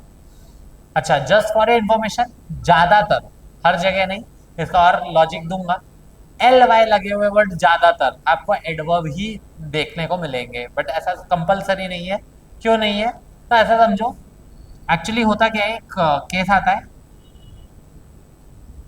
जैसे मैंने आपको ये तो बताया था क्या, कि नाउन्स कैसे पहचाने, एडजेक्टिव्स कैसे पहचाने। Now just have a look, whenever you add a suffix, whenever you add a suffix to a noun, अगर किसी नाउन में एक सफिक्स, सफिक्स मतलब हिंदी में बोलते हैं प्रत्यय, एक होता है उपसर्ग जो पहले लगता है, प्रत्यय जो बाद में लगता है। तो नाउन में अगर सफिक्स लग जाए तो वो एक एडजेक्टिव का रूप धारण कर लेता है। Okay, it becomes an adjective. Similarly, if an adjective takes a suffix, if an adjective takes a suffix, it again turns into a noun. Noun में suffix लगा adjective, adjective में suffix लगा noun, इस तरह से चीज चलती है। The only thing to notice here is कि adjective में suffix के तौर पे अगर ly लग जाए तब बात अलग हो जाती है। adjective में ly लग जाने से it becomes an adverb। आप याद रखने के लिए केवल इतना याद रख सकते हो, एल वाई का मतलब समझो विशेषता बताने वाला, विशेषता बताने वाला। तो अब एडजेक्टिव की विशेषता कौन बताता है? एडवर्ब बताता है, इसीलिए adjective plus L Y adverb बन जाता है। Now what does it mean, मैं क्या बोलना चाह रहा हूँ इसका अर्थ समझते हैं। नाउन में सफिक्स लगा तो एडजेक्टिव, जैसे एक वर्ड देखते हैं, एक वर्ड है true. If I ask you what is the part of speech of the word true, true का क्या पार्ट ऑफ स्पीच है? नाउन है, प्रोनाउन है, वर्ब है, एडजेक्टिव है, एडवर्ब है, प्रीपोजिशन है, कंजंक्शन है, कैसे पता करोगे? अब इधर तो कोई कीवर्ड ऐसा है नहीं, बट अगर कीवर्ड नहीं है तो कैसे पता करते हैं कि दिया हुआ वर्ड नाउन है कि एडजेक्टिव है या कुछ और है? इसको एक सेंटेंस में फ्रेम करने की कोशिश करते हैं। जैसे मैंने कहा अ ट्रू, क्या ये कंप्लीट है? अ ट्रू नहीं, मजा नहीं आ रहा, अ ट्रू। अच्छा, आगे लिख दो अ ट्रू फ्रेंड, अब कंप्लीट लग रहा होगा, या अ ट्रू स्टोरी चलेगा। तो अब ये अ लगा है किसके लिए? फ्रेंड के लिए या स्टोरी के लिए, विच इज अ नाउन। और नाउन के पहले क्या आता है? ये हमने थोड़ी देर पहले पढ़ा था, एडजेक्टिव आता है। तो ट्रू क्या हुआ? True is an adjective. Okay, true क्या है? एडजेक्टिव है। अब एडजेक्टिव है, एडजेक्टिव में मैंने सफिक्स के तौर पे लगा दिया टी एच। क्या लगा दिया? T H. नाउ ट्रुथ क्या बन गया? ये बन गया एक नाउन। ये बन गया क्या? एक नाउन। कैसे? नाउ ट्रुथ है, पहला आइडेंटिफिकेशन इज टी एच लगा है। हमने देखा था growth, faith, strength, T H बताया था ना, ग्रोथ, फेथ, स्ट्रेंथ, मन, ट्रुथ, फेथ, ठीक है। इस तरह से अगर कुछ लिखा है T H, length, breath, width, ऐसा कुछ भी, तो basically T H is a noun. Still अगर आप चाहो, जैसे मैंने कहा he always speaks the truth, सही है, द लगाए यान, द के बाद हमें पता है नाउन आता है, ट्रुथ क्या हो गया? नाउन हो गया, है ना। तो टी एच तीन तरीके से हम पहचान सकते हैं। पहला टी एच लगाए तो नाउन है, एडजेक्टिव ट्रू में सफिक्स लग के बना है तो नाउन है, और सेंटेंस में भी रख लिया ही ऑलवेज स्पीक्स द ट्रुथ या स्पीक द ट्रुथ, ऐसा अगर कुछ लिखा है तो हम देख सकते हैं ट्रुथ, वहां पे क्या है? द लगाए तो ट्रुथ नाउन का काम करेगा। इसी ट्रुथ में, ट्रुथ जो कि एक नाउन बन चुका है, उसमें सफिक्स लगा दिया और बनाया ट्रुथ फुल। अब हमें तीन तरीके से बताया गया, एफ्यूएल लगा है, एडजेक्टिव है, रिमेंबर। ट्रुथ एक नाउन है, नाउन में सफिक्स लगा, वो भी पता है, एडजेक्टिव बनता है। या मैंने कहा अ ट्रुथफुल, कंप्लीट है क्या? नहीं, अ ट्रुथफुल पर्सन अभी कंप्लीट है। तो अ ट्रुथफुल पर्सन अगर मैं ऐसा बोल रहा हूँ, पता चल रहा है अ ट्रुथफुल पर्सन, यहाँ पे अ लगा है किसके लिए? पर्सन के लिए। पर्सन क्या है? एक नाउन है। पर्सन क्या है? एक नाउन है। और ट्रुथफुल क्या है? एक एडजेक्टिव है। तो this will become an adjective. इसी में मैंने ट्रुथफुल में लगा दिया क्या? Truthfulness, truthfulness. नहीं, रिमेंबर एनी डबल एस है, एनी डबल एस का काम होता है नाउन का ही, याद है? हैप्पीनेस, सैडनेस, काइंडनेस, गुडनेस, तो बस वही है, एनी डबल एस है, नाउन है, पहले ही पता चल गया नाउन है, ठीक है। ये एडजेक्टिव था, प्लस एडजेक्टिव में सफिक्स लगाए तो भी नाउन है। या मैंने लिखा he is known for his truthfulness, तो अभी हिज के बाद जो ट्रुथफुलनेस लगा है ये भी नाउन है। क्यों?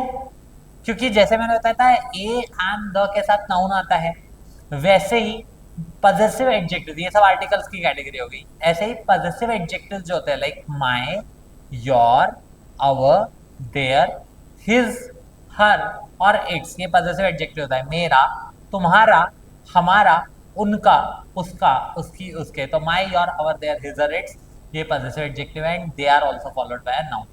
जैसे माय बुक, सही है, माय कार चलेगा, तो ये कार बुक क्या है, नाउन है, माय कार नाउन है।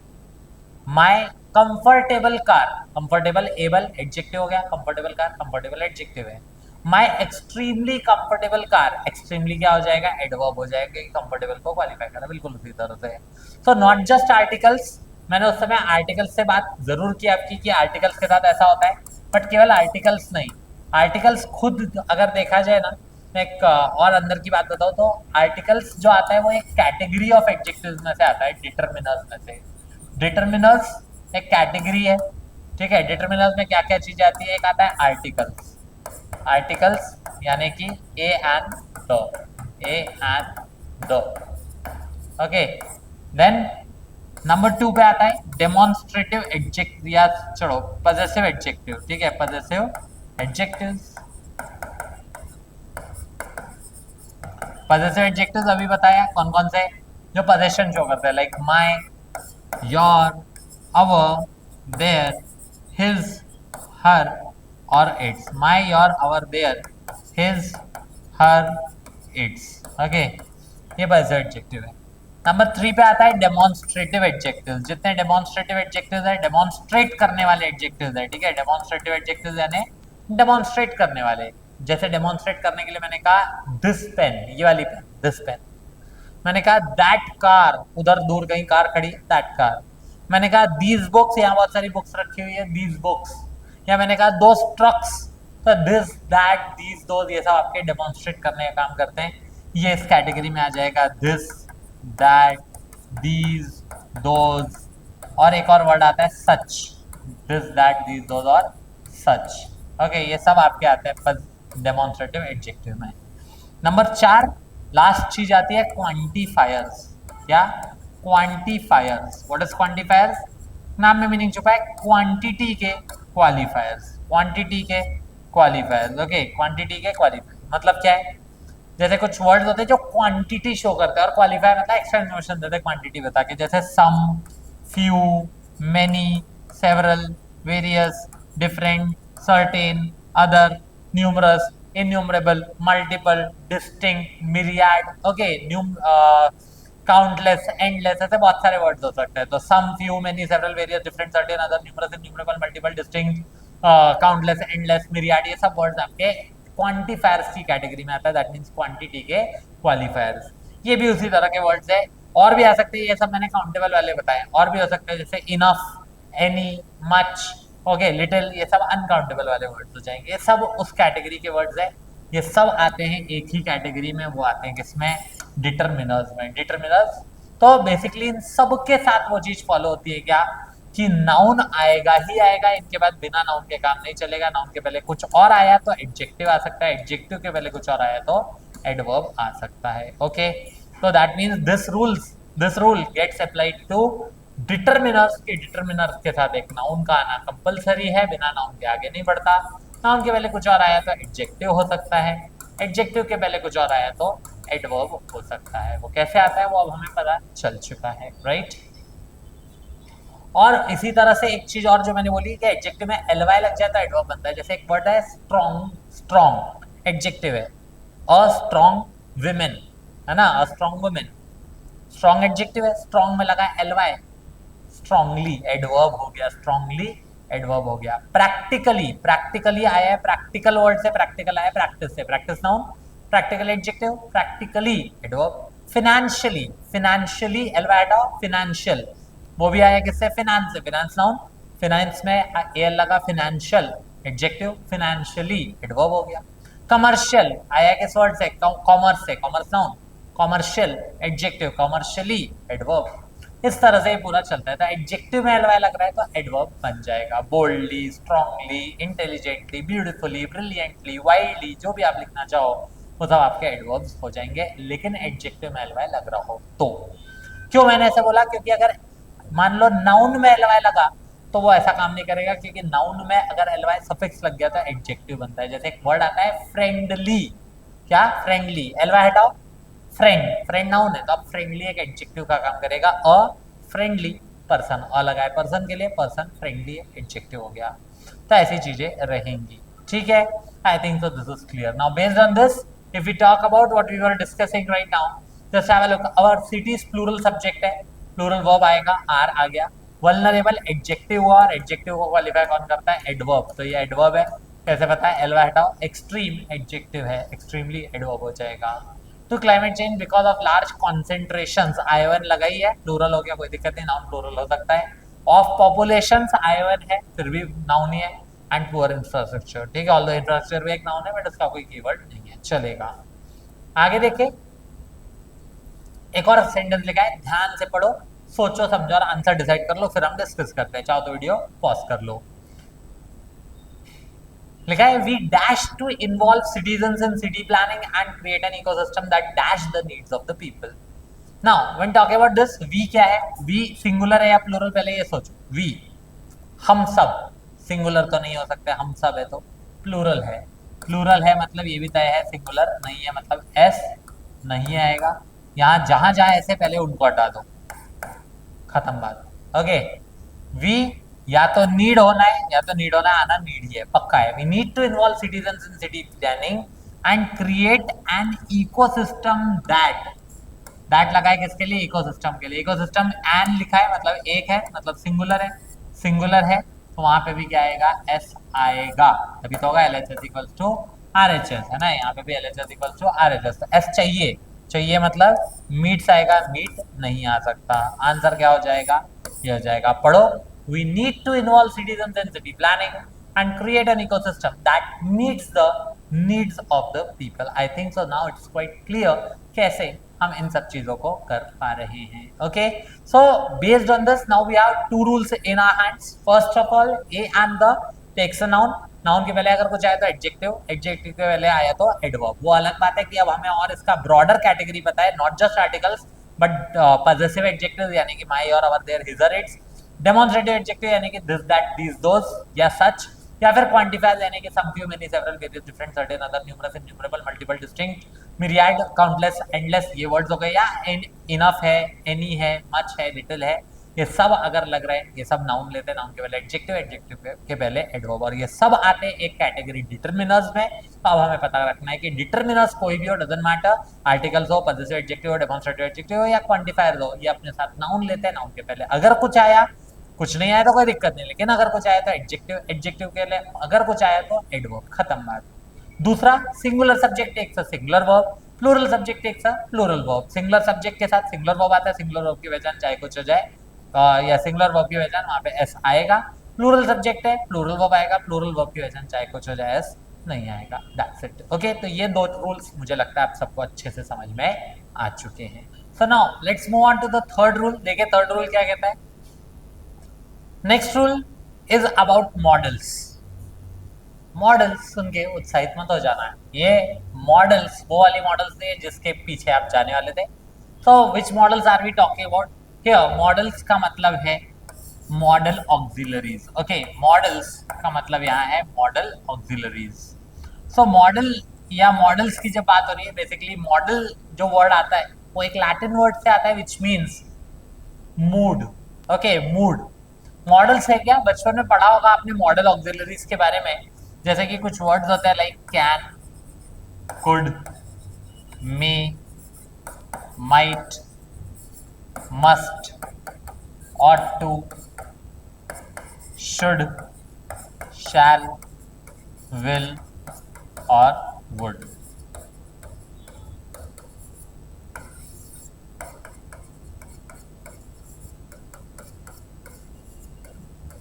ओके, क्या? Can, could, may, might, must, ought to, should, shall, will, would, ये सब मॉडल्स की कैटेगरी में आते हैं, ठीक है। Can, could, may, might, must, ought to, should, shall, will और would। क्यों modals? Why are they termed as modals? As I told you, ये मूड पे डिपेंडेंट होता है, किसके? सब्जेक्ट के। जैसे जस्ट फॉर एग्जाम्पल अगर मैंने कहा, मैं एक सेंटेंस लिखूं, मैंने कहा आई डैश गो देयर,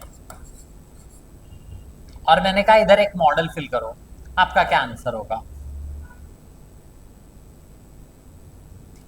कि कुछ लोग सोच रहे होंगे कैन, कुछ लोग कह रहे होंगे मे, कुछ कुड, कुछ माइट, कुछ विल, कुछ शैल। बट देखा जाए यहाँ हर एक मॉडल फिट हो सकता है। क्यों हो सकता है? क्योंकि अभी बताया मैंने, मॉडल मीन्स व्हाट, मूड। तो ये मूड पे डिपेंडेंट होता है, किसके? सब्जेक्ट के। अगर वो मूड, वो एबिलिटी शो करने के मूड में, तो वो कहेगा आई कैन गो देयर। जैसे फॉर एग्जाम्पल कोई कहे अरे माउंट एवरेस्ट चढ़ना इतना कोई आसान काम नहीं है, सबके बस की बात नहीं है, उसमें से अगर मैं कहूँ कि नहीं I can go there, that means I am showing my ability to go there. Similarly could past में उसी चीज की बात करता है, जैसे मैंने कहा I could go there when I was young, तो ऐसे में ये पास्ट की एबिलिटी हो गई।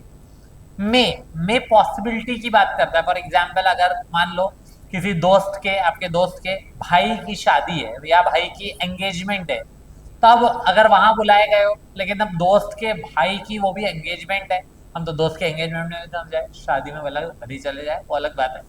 तो यहाँ पे पॉसिबिलिटी कम है, तो ये पॉसिबिलिटी शो करने के लिए आई मे गो देयर। अब दोस्त अच्छा है, बेस्ट फ्रेंड है, और उसके दोस्त की बिल्कुल घरवाली जो है शादी ऐसा है, तो अब उसकी शादी में जाना है, that there can be a strong possibility. तो स्ट्रॉन्ग पॉसिबिलिटी के लिए माइट लगा सकते हैं। मस्ट लगता है कंपल्शन के लिए, ठीक है, compulsion, I must go there. अब किसी की डेथ हो जाए तो वहां पे भले एक बार खुशी में ना शामिल हो, गम में शामिल जरूर होना चाहिए, ऐसा बोलते हैं, तो आई मस्ट गो देयर, है ना। या शुड की बात करें, सजेशंस के लिए होता है, वैसे आई के लिए हम आई शुड, वो अपने आप को कन्विंस करने वाली बात है, आई शुड गो देयर, मुझे जाना चाहिए, है ना, वैसा हो जाता है। जैसे हमारा कोई दोस्त है जो बहुत दूर रहता है, उसके यहाँ शादी है, लेकिन वो हमारी शादी में आया था, हमारे यहाँ की शादी में आया था, तो हमें लगता है नहीं यार मुझे जाना चाहिए, वो इतने दूर से आया था, हमें जाना चाहिए। विल फ्यूचर के डेफिनेट केस की बात करता है, आई विल गो देयर, मैं पक्का जाऊंगा कहीं, है ना। शैल फ्यूचर की पॉसिबिलिटी, वैसे ही वुड भी फ्यूचर की पॉसिबिलिटी। ऑट टू बच गया, ought to is all about moral obligation. जैसे मान लो सोल्जर कोई है जो बॉर्डर पे तैनात रहता है, वो छुट्टियों में अपने घर आया और जैसे ही घर पहुंचा, जिस दिन पहुंचा उसी दिन न्यूज में खबर पता चली क्या, कि बॉर्डर पे युद्ध छिड़ गया है। अब ऐसे में उसकी माँ कहती है कि बेटा मत जाओ, तू अभी तो आया है। तो उसने वहां पे जवाब दिया, माँ I ought to go there. क्यों? क्योंकि उसकी वो मॉरल रिस्पॉन्सिबिलिटी है, ड्यूटी है, तो उस केस में ऑट टू लग सकता है। तो हर चीज में आप देख रहे हो कि चाहे इधर कुछ भी लगाना हो, मॉडल कोई भी फिट हो सकता है इजीली। एक बात जो आपने गौर की होगी, if you might have seen, doesn't matter which are modal we are using, doesn't matter what the subject is, एक चीज जो चेंज नहीं हुई वो है ये गो। गो वर्ब का फर्स्ट फॉर्म या बेसिक फॉर्म है, और वो जस का तस रहा है। एंड वहीं से ये रूल बनता है कि when we are talking about modals, when we are talking about modals, modals के साथ हमेशा वर्ब का फर्स्ट फॉर्म लगता है, वो भी बिना एस या ई एस के। बिना एस या ई एस के फर्स्ट फॉर्म का मतलब है बेसिक फॉर्म, ठीक है, बेसिक फॉर्म लगता है, base form of the verb is used with models, modals के साथ base form of the verb use होता है, ठीक है। और एक बात कि मॉडल्स के साथ अगर बी या हैव लगा हुआ कहीं मिल रहा है, क्या मिल रहा है? बी लगा है या लगा है हैव, अब वर्ब जो लगेगा वो रहेगा थर्ड फॉर्म में, ठीक है, तब वर्ब हो जाएगा थर्ड फॉर्म में। बी या हैव है तो वर्ब थर्ड फॉर्म में। Now what does that mean? Be लगा है, बी जो है सेंटेंस को एक्चुअली पैसिव वॉइस में ले जाता है, किसमें? पैसिव वॉइस में। और पैसिव वॉइस का ये रूल है कि पैसिव वॉइस में वर्ब थर्ड फॉर्म में ही रहता है, ये बचपन में पढ़ा होगा, अभी मैं बताऊंगा इसको। या हैव लगा है, हैव सेंटेंस को परफेक्ट टेंस में ले जाता है, और परफेक्ट टेंस का भी ये रूल है कि वर्ब हमेशा थर्ड फॉर्म में रहेगा। मतलब मॉडल्स के साथ वर्ब या तो बेस फॉर्म में, फर्स्ट फॉर्म में, मतलब विदाउट एस बेस फॉर्म में, या फिर बी हैव लग जाए तो थर्ड फॉर्म में आता है। इससे ये केस बनता है, गोल्डन रूल बनता है कि मॉडल्स के साथ वर्ब सेकेंड फॉर्म में कभी भी नहीं लग सकता। मॉडल्स के साथ वर्ब सेकेंड फॉर्म में कभी भी नहीं लग सकता, चाहे भगवान आकर आपको बोल दे कि मॉडल के साथ वर्ब, इस मॉडल के साथ वर्ब सेकेंड फॉर्म में लगा दो, तो भी मना कर देना। और फिर भी ना माने तो मेरा नाम ले लेना, मान जाएंगे। ओके, मतलब इतना सेट किया हुआ है मामला आपके लिए कि ये गलत नहीं हो सकता, मॉडल्स के साथ वर्ब सेकेंड फॉर्म में कभी भी नहीं लगता। Now what does that mean, let's have a look. So basically जैसे अगर एक सेंटेंस के तौर पे मैंने कहा, लिखा हुआ है ही will dash a letter, ठीक है, ये एक सेंटेंस है। और लिखने के हिसाब से अगर हम सोचे तो यहाँ पे क्या है, कुछ ऑप्शन मैं लिख दे रहा हूँ, राइट, राइट्स, रोट, रिटन या फिर राइटिंग। और आपको चूज करना है यहाँ पे कि क्या लगेगा, क्या सोच रहे हो। तो आप देख सकते हो ही सब्जेक्ट है, ठीक है, विल मॉडल है, मॉडल के साथ वर्ब कौन से फॉर्म में, फर्स्ट फॉर्म में विदाउट एस मतलब बेस फॉर्म में। तो यहाँ क्या लगेगा, ही विल, एस नहीं लगेगा, बेस फॉर्म कौन सा है, फिर राइट हो जाएगा। तो he will write a letter यहाँ आ जाएगा। Okay, he will write a letter यहाँ आ जाएगा, राइट। या जैसे मैंने लिखा है, she could have dash a letter. और इसमें चूज करना है she could have dash a letter, क्या लगाया जाए, राइट, राइट्स, रोट, रिटन या राइटिंग। तो बेसिकली अब आप देख सकते हो क्या यहाँ पे लिखा है, she again a subject, could have verb है। तब कुड हैव, हाउ बताया था, हाउ के साथ वर्ब कौन से फॉर्म में आएगा, थर्ड फॉर्म में आएगा। तो it should be she could have written a letter, written a letter third form आ जाएगा। अब लिखा है a letter will be dash by him, a letter will be dashed by him। now try to understand, ये थोड़ा अलग case हो जाता है। क्या अलग है, ही सब्जेक्ट है, ये वर्ब है और ये ऑब्जेक्ट है। इसको एक्टिव वॉइस बोलते हैं। क्या बोलते हैं, एक्टिव वॉइस। एक्टिव में subject plus verb plus object normal sentence formation होता है। यहाँ पे भी आप देखो, सब्जेक्ट है, वर्ब है, एंड ये वर्ब है पूरा और ये ऑब्जेक्ट है। Again active voice. एक्टिव को एक्टिव क्यों बोलते हैं, क्योंकि इसके नाम में भी नहीं छुपा है। Because in active voice sentences subject actively participate करता है और एक्शन खुद परफॉर्म करता है। आप ऐसे सोच सकते हो जैसे आपके स्कूल या कॉलेज टाइम में अगर मैं ले जाऊं आपको वापस, तो स्कूल कॉलेज लाइफ में आपने देखा होगा एनुअल फंक्शन होता था। अगर एनुअल फंक्शन में आपने पार्टिसिपेट किया है और आप उसके एक्टिव मेंबर हो या आपने उसमें एक्टिवली पार्टिसिपेट किया है, तो आप कहाँ रहोगे, आगे रहोगे या पीछे कहीं छुपे होंगे, ऑब्वियसली आगे रहोगे, एक्टिव मेंबर हो तो आगे रहोगे। तो इसीलिए एक्टिव वॉइस में करने वाला यानी कि doer, performer of the action या सब्जेक्ट आगे रहता है, which is not the case in passive. Passive में यही स्ट्रक्चर उल्टा हो जाता है, मतलब ऑब्जेक्ट पहले, वर्ब और फिर सब्जेक्ट। इसी का एक्सपैंडेड फॉर्म होता है object plus helping verb plus third form of the verb plus preposition plus subject. Okay, इस तरह से पैसिव का फॉर्मेशन चलता है। क्यों, क्योंकि ऑब्जेक्ट पे किया हुआ काम यहाँ में पास होता है सब्जेक्ट तक, क्योंकि पास होता है इसलिए पास होने वाला बन जाता है पासिव, या इसी का मॉडर्नाइज्ड वर्जन है पैसिव। पैसिव, ओके, इस वे में। तो जब यहाँ पे सब्जेक्ट यानी कि कर्ता, doer, performer of the action था, वर्ब था, ऑब्जेक्ट था, ठीक है, सब्जेक्ट है, वर्ब है, ऑब्जेक्ट है, ठीक है, बट इस बार क्या हुआ, इस बार लेटर यानी कि ऑब्जेक्ट आ गया है पहले, ऑब्जेक्ट आ गया है पहले, फिर वर्ब है और फिर बाय ये लिखा है, तो ये सब्जेक्ट है। ऑब्जेक्ट है, हेल्पिंग वर्ब है, यहाँ वर्ब कौन से फॉर्म में आएगा अभी बताए, थर्ड फॉर्म में, फिर प्रीपोजिशन और फिर सब्जेक्ट है। So we need the third form the verb, a letter will be written by him, ऐसा आ जाएगा पैसिव होने के नाते। लेकिन ध्यान दो इधर, जैसे लिखा है he will be dash the letter, अभी भी बी लगा है, बट अब आपका जो है थर्ड फॉर्म पैसिव नहीं आएगा। क्यों, क्योंकि ये पैसिव है ही नहीं। यहाँ पे ही सब्जेक्ट है, करने वाला, वर्ब है और ऑब्जेक्ट है।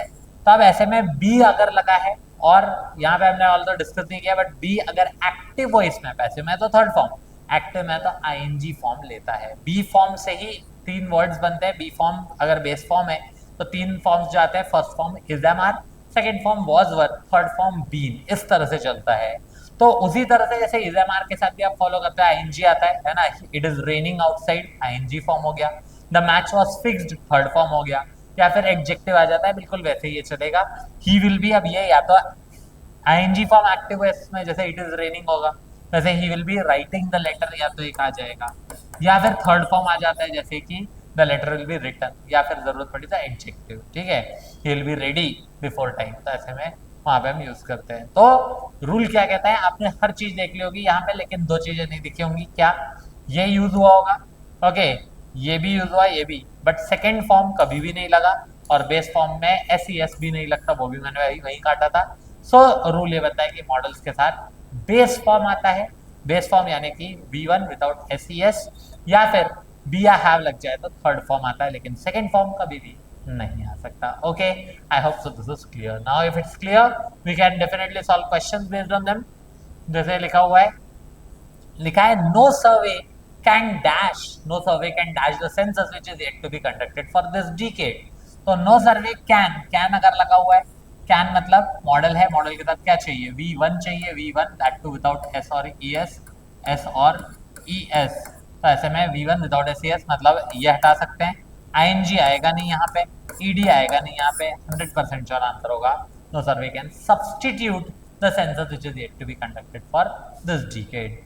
या एक और क्वेश्चन देखते हैं, जैसे लिखा है in what was an intriguing statement in her interim budget speech union finance minister Nirmala Sitharaman said that a high powered committee will be dash to consider the challenges arising from fast population growth and demographic changes.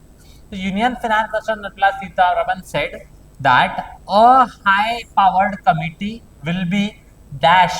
अब भले लिखा नहीं है but आप खुद वहां bye सम्मन लगा के देखो, ठीक है, ऐसे केसेस में अगर बी लगाए तो पहले बस इतना चेक करो बाय सम्मन यहाँ लग सकता है क्या, अगर लग जाए मतलब ये पैसिव है ना, क्योंकि ऑब्जेक्ट है, हेल्पिंग वर्ब है, थर्ड फॉर्म आएगा, प्रीपोजिशन है यहाँ पे, और आगे सब्जेक्ट होगा, सही है। तो बस वैसे ही है, तो यहाँ पे will be dash by someone, सही है, फिट हो रहा है। तो विल बी थर्ड फॉर्म यानी कि पैसिव वॉइस चाहिए यहाँ पे, किसी के द्वारा बिठाई जाएगी, निर्मला सीतारमन द्वारा जो है वो बनाई जाएगी, तो कंस्टिट्यूट नहीं हो सकता, कंस्टिट्यूट नहीं, आईएनजी भी नहीं, विल बी कंस्टिट्यूटेड होगा, तब जाके सेंटेंस सही होगा, will be constituted to consider the challenges arising from fast population growth and demographic changes. I hope so ये बात भी क्लियर है। तो तीन रूल अभी तक हम जान चुके हैं, कौन कौन से, first rule a and the के साथ नाउन, नाउन के पहले एडजेक्टिव, एडजेक्टिव के पहले एडवर्ब, या कहो किसी भी डिटरमिनर के साथ नाउन, नाउन के पहले एडजेक्टिव, एडजेक्टिव के पहले एडवर्ब, उसके अलावा सिंगुलर सब्जेक्ट एक से सिंगुलर वर्ब, प्लूरल सब्जेक्ट एक से प्लूरल वर्ब, उसके अलावा मॉडल्स के साथ हमेशा base form of the verb आता है, यानी कि first form without S E S, be या हैव लग जाए तो थर्ड फॉर्म, लेकिन किसी भी कीमत पर सेकंड फॉर्म नहीं लग सकता। सो ये तीन हो गए, and now will be moving on to the next rule, that is the fourth rule, even the last rule, जहां से हमें गोल्डन रूल सारे के सारे कवर हो जाएंगे। So let's see what do we have in rule number 4।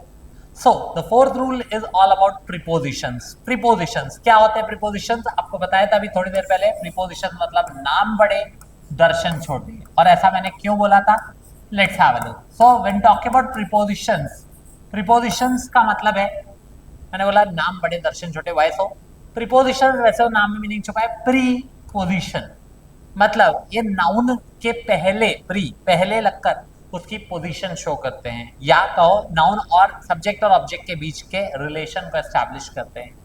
So prepositions की जब बात हो रही है, प्रीपोजिशन में वर्ड्स क्या क्या आएंगे, जैसे कि मैंने बताया प्रीपोजिशन में क्या क्या छोटे छोटे वर्ड्स आ जाएंगे विधि विधि से, जैसे कि in, on, at, of, to, by, या थोड़े बड़े हो गए तो फॉर, थोड़े और खिला पिला दिया और बड़े हो गए तो from, over, into, upon, below, above, under,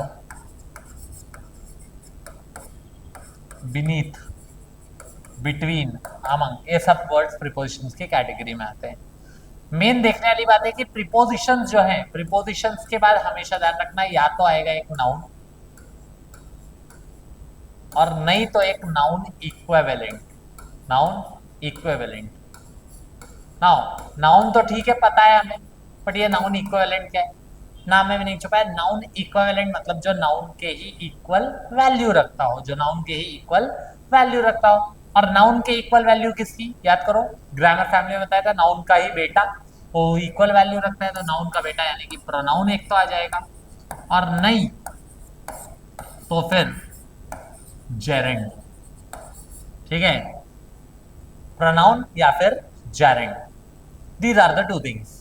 so prepositions take a noun और अ नाउन इक्विवेलेंट में प्रोनाउन आ सकता है या फिर जेरेंड आ सकता है, प्रोनाउन या फिर जेरेंड। ऑन दैट नोट अगर हम बात करते हैं क्या है ये या किस तरह से आते हैं, आओ देखिए। Basically if you are talking about prepositions, किसी भी तरह के प्रीपोजिशन के आपको नाउन दिखेगा या फिर प्रोनाउन, और वो भी नहीं तो जेरेंड। कैसे, लेट्स सी। पहले तो जेरेंड क्या है, यस एक चीज जो मिस आउट ना हो जाए, gerund, what is gerund? So gerund basically is the ing form of the verb, ing form of the verb that acts as a noun। जो काम किसका करता है भाई, जो काम नाउन का करेगा, ओके, जो काम नाउन का करेगा, okay. ing form of the verb which acts as a noun, normally ing form verb का ही काम करेगा, बट ये वो ing form है जो नाउन का काम करता है। क्या मतलब, जैसे नॉर्मली अगर मैं बात कर रहा हूँ रीडिंग, जैसे मैंने कहा आई एम रीडिंग अ बुक, मतलब मैं एक किताब पढ़ रहा हूँ, है ना। हिंदी में अगर बात कर रहे हैं, मैं इंग्लिश में बताऊंगा इसको, डोंट वरी। मैं एक किताब पढ़ रहा हूँ या he is reading a book, वो एक किताब पढ़ रहा है, तो पढ़ रहा है, खा रहा है, पी रहा है, सो रहा है, धो रहा है, ये सब आपके हो जाते हैं वर्ब। बट अगर मैं कहूँ reading is my hobby, does it still translate to पढ़ रहा है मेरी हॉबी है? नहीं। रीडिंग इज माई हॉबी कौन बोलते हैं, क्या पढ़ना मेरी हॉबी है, पढ़ना मेरी हॉबी है। तो ये जो ना का साउंड आता है हिंदी में, दैट ना का sound is what, that is gerund. पढ़ना, लिखना, खाना, पीना, रोना, धोना, सोना, मोना, मोना को छोड़ देना, लेकिन पढ़ना, लिखना, खाना, पीना, रोना, धोना, सोना, कोई भी एक्शन आ रहा है और ना लग रहा है, पढ़ ना, लिख ना, खा ना, सो ना, पी ना, ये ना लगे हुए वर्ड जो है वो जेरेंड का काम करते हैं, अगर हिंदी में समझाए तो। इंग्लिश में समझाओ, the best thing about gerund is it can be understood just by answering the question what dash is my hobby, what is my hobby, reading, काम खत्म। जबकि जो continuous form of the verb होता है, जैसे आई am reading a book में आई am what नहीं होता, आई एम डूइंग व्हाट चाहिए, वहां डूइंग व्हाट है तब वो एक्शन वर्ड हुआ, तब वो वर्ब का काम करेगा। आई एम डूइंग व्हाट तो I am reading a book, but I am what से काम नहीं चलता, इधर चल जाता है। तो that is what we can say what, यानी कि जेरेंड को डायरेक्ट क्वेश्चन कर सकता है, ना केवल जेरेंड को बल्कि नाउन या प्रोनाउन दोनों को ही व्हाट या हुम से ही क्वेश्चन किया जाता है, okay.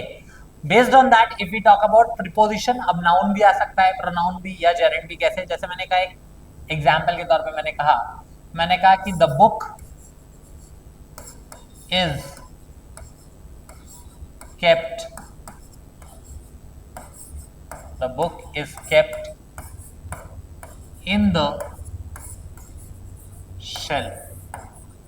Now you can easily understand, यहाँ पे अगर मैं पूछूं आपसे प्रीपोजिशन कौन सा है, I think you can easily identify कि प्रीपोजिशन यहाँ क्या है। नाम बड़े दर्शन छोटे, इजीली आइडेंटिफाइबल इन, जो कि एक प्रीपोजिशन है। सबको पता है प्रीपोजिशन के क्या आता है, नाउन आता है। यहाँ आ रहा है द आ गया, दिमाग में फिट है, द के साथ क्या आता है, नाउन आता है। Damn sure the given word is a noun, right, ये नाउन है, खत्म। या लिखा है the entire responsibility, the entire responsibility, the entire responsibility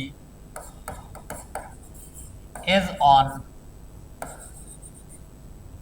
him, जैसे मैंने ये बोला, the entire responsibility is on him। now if I ask you to identify the preposition, what is the preposition here, on, preposition है, preposition क्या है, noun, नहीं तो pronoun आ जाएगा, नाउन का इक्विवेलेंट चाहिए ना। तो देखो यहाँ पे क्या आ रहा है, we have a pronoun here, है ना। ये मैं नाउन भी लिख सकता था, the entire responsibility is on Rakesh, ऐसा लिख दिया, नाउन है, लेकिन नाउन नहीं, मैंने प्रोनाउन लगा दिया हिम, चलेगा। या लिखा है, जैसे मैंने कहा we invited the president, we invited the president for dash the satellite। क्या, we invited the president for dash the satellite। अगर ऐसा बोला है, अब मैं आपसे पूछूं यहाँ क्या आएगा, आपके मन में आंसर आ चुका है और वही सही आंसर है। सैटेलाइट हमेशा क्या की जाती है, सैटेलाइट हमेशा लॉन्च की जाती है, क्या की जाती है, लॉन्च की जाती है। और मैंने बताया प्रीपोजिशन के बाद अगर वर्ब की डिमांड है, जेरेंडी होगा ना, तो वर्ब की डिमांड है वो कौन से फॉर्म में आएगा, आईएनजी फॉर्म में। तो लॉन्च आएगा और वो भी कौन से फॉर्म में, आईएनजी फॉर्म में बन जाएगा क्या, लॉन्चिंग। तो बनेगा द प्रेसिडेंट वाज इनवाइटेड या we invited the president for launching the satellite, खत्म बात। ओके तो ये क्या हो गया, आप देख सकते हो प्रीपोजिशन के साथ नाउन आ रहा है, प्रीपोजिशन के साथ प्रोनाउन आ रहा है, या प्रीपोजिशन के साथ अगर वर्ब की डिमांड हुई तो आईएनजी फॉर्म में, मतलब जेरेंड आ जाएगा। तो प्रेसिडेंट को इनवाइट किया गया सैटेलाइट लॉन्च करने के लिए, ना ने नी का साउंड आ जाए, जेरेंड हो जाएगा। ओके कुछ और ले लो, जैसे मैंने कहा कि we congratulated him, we congratulated him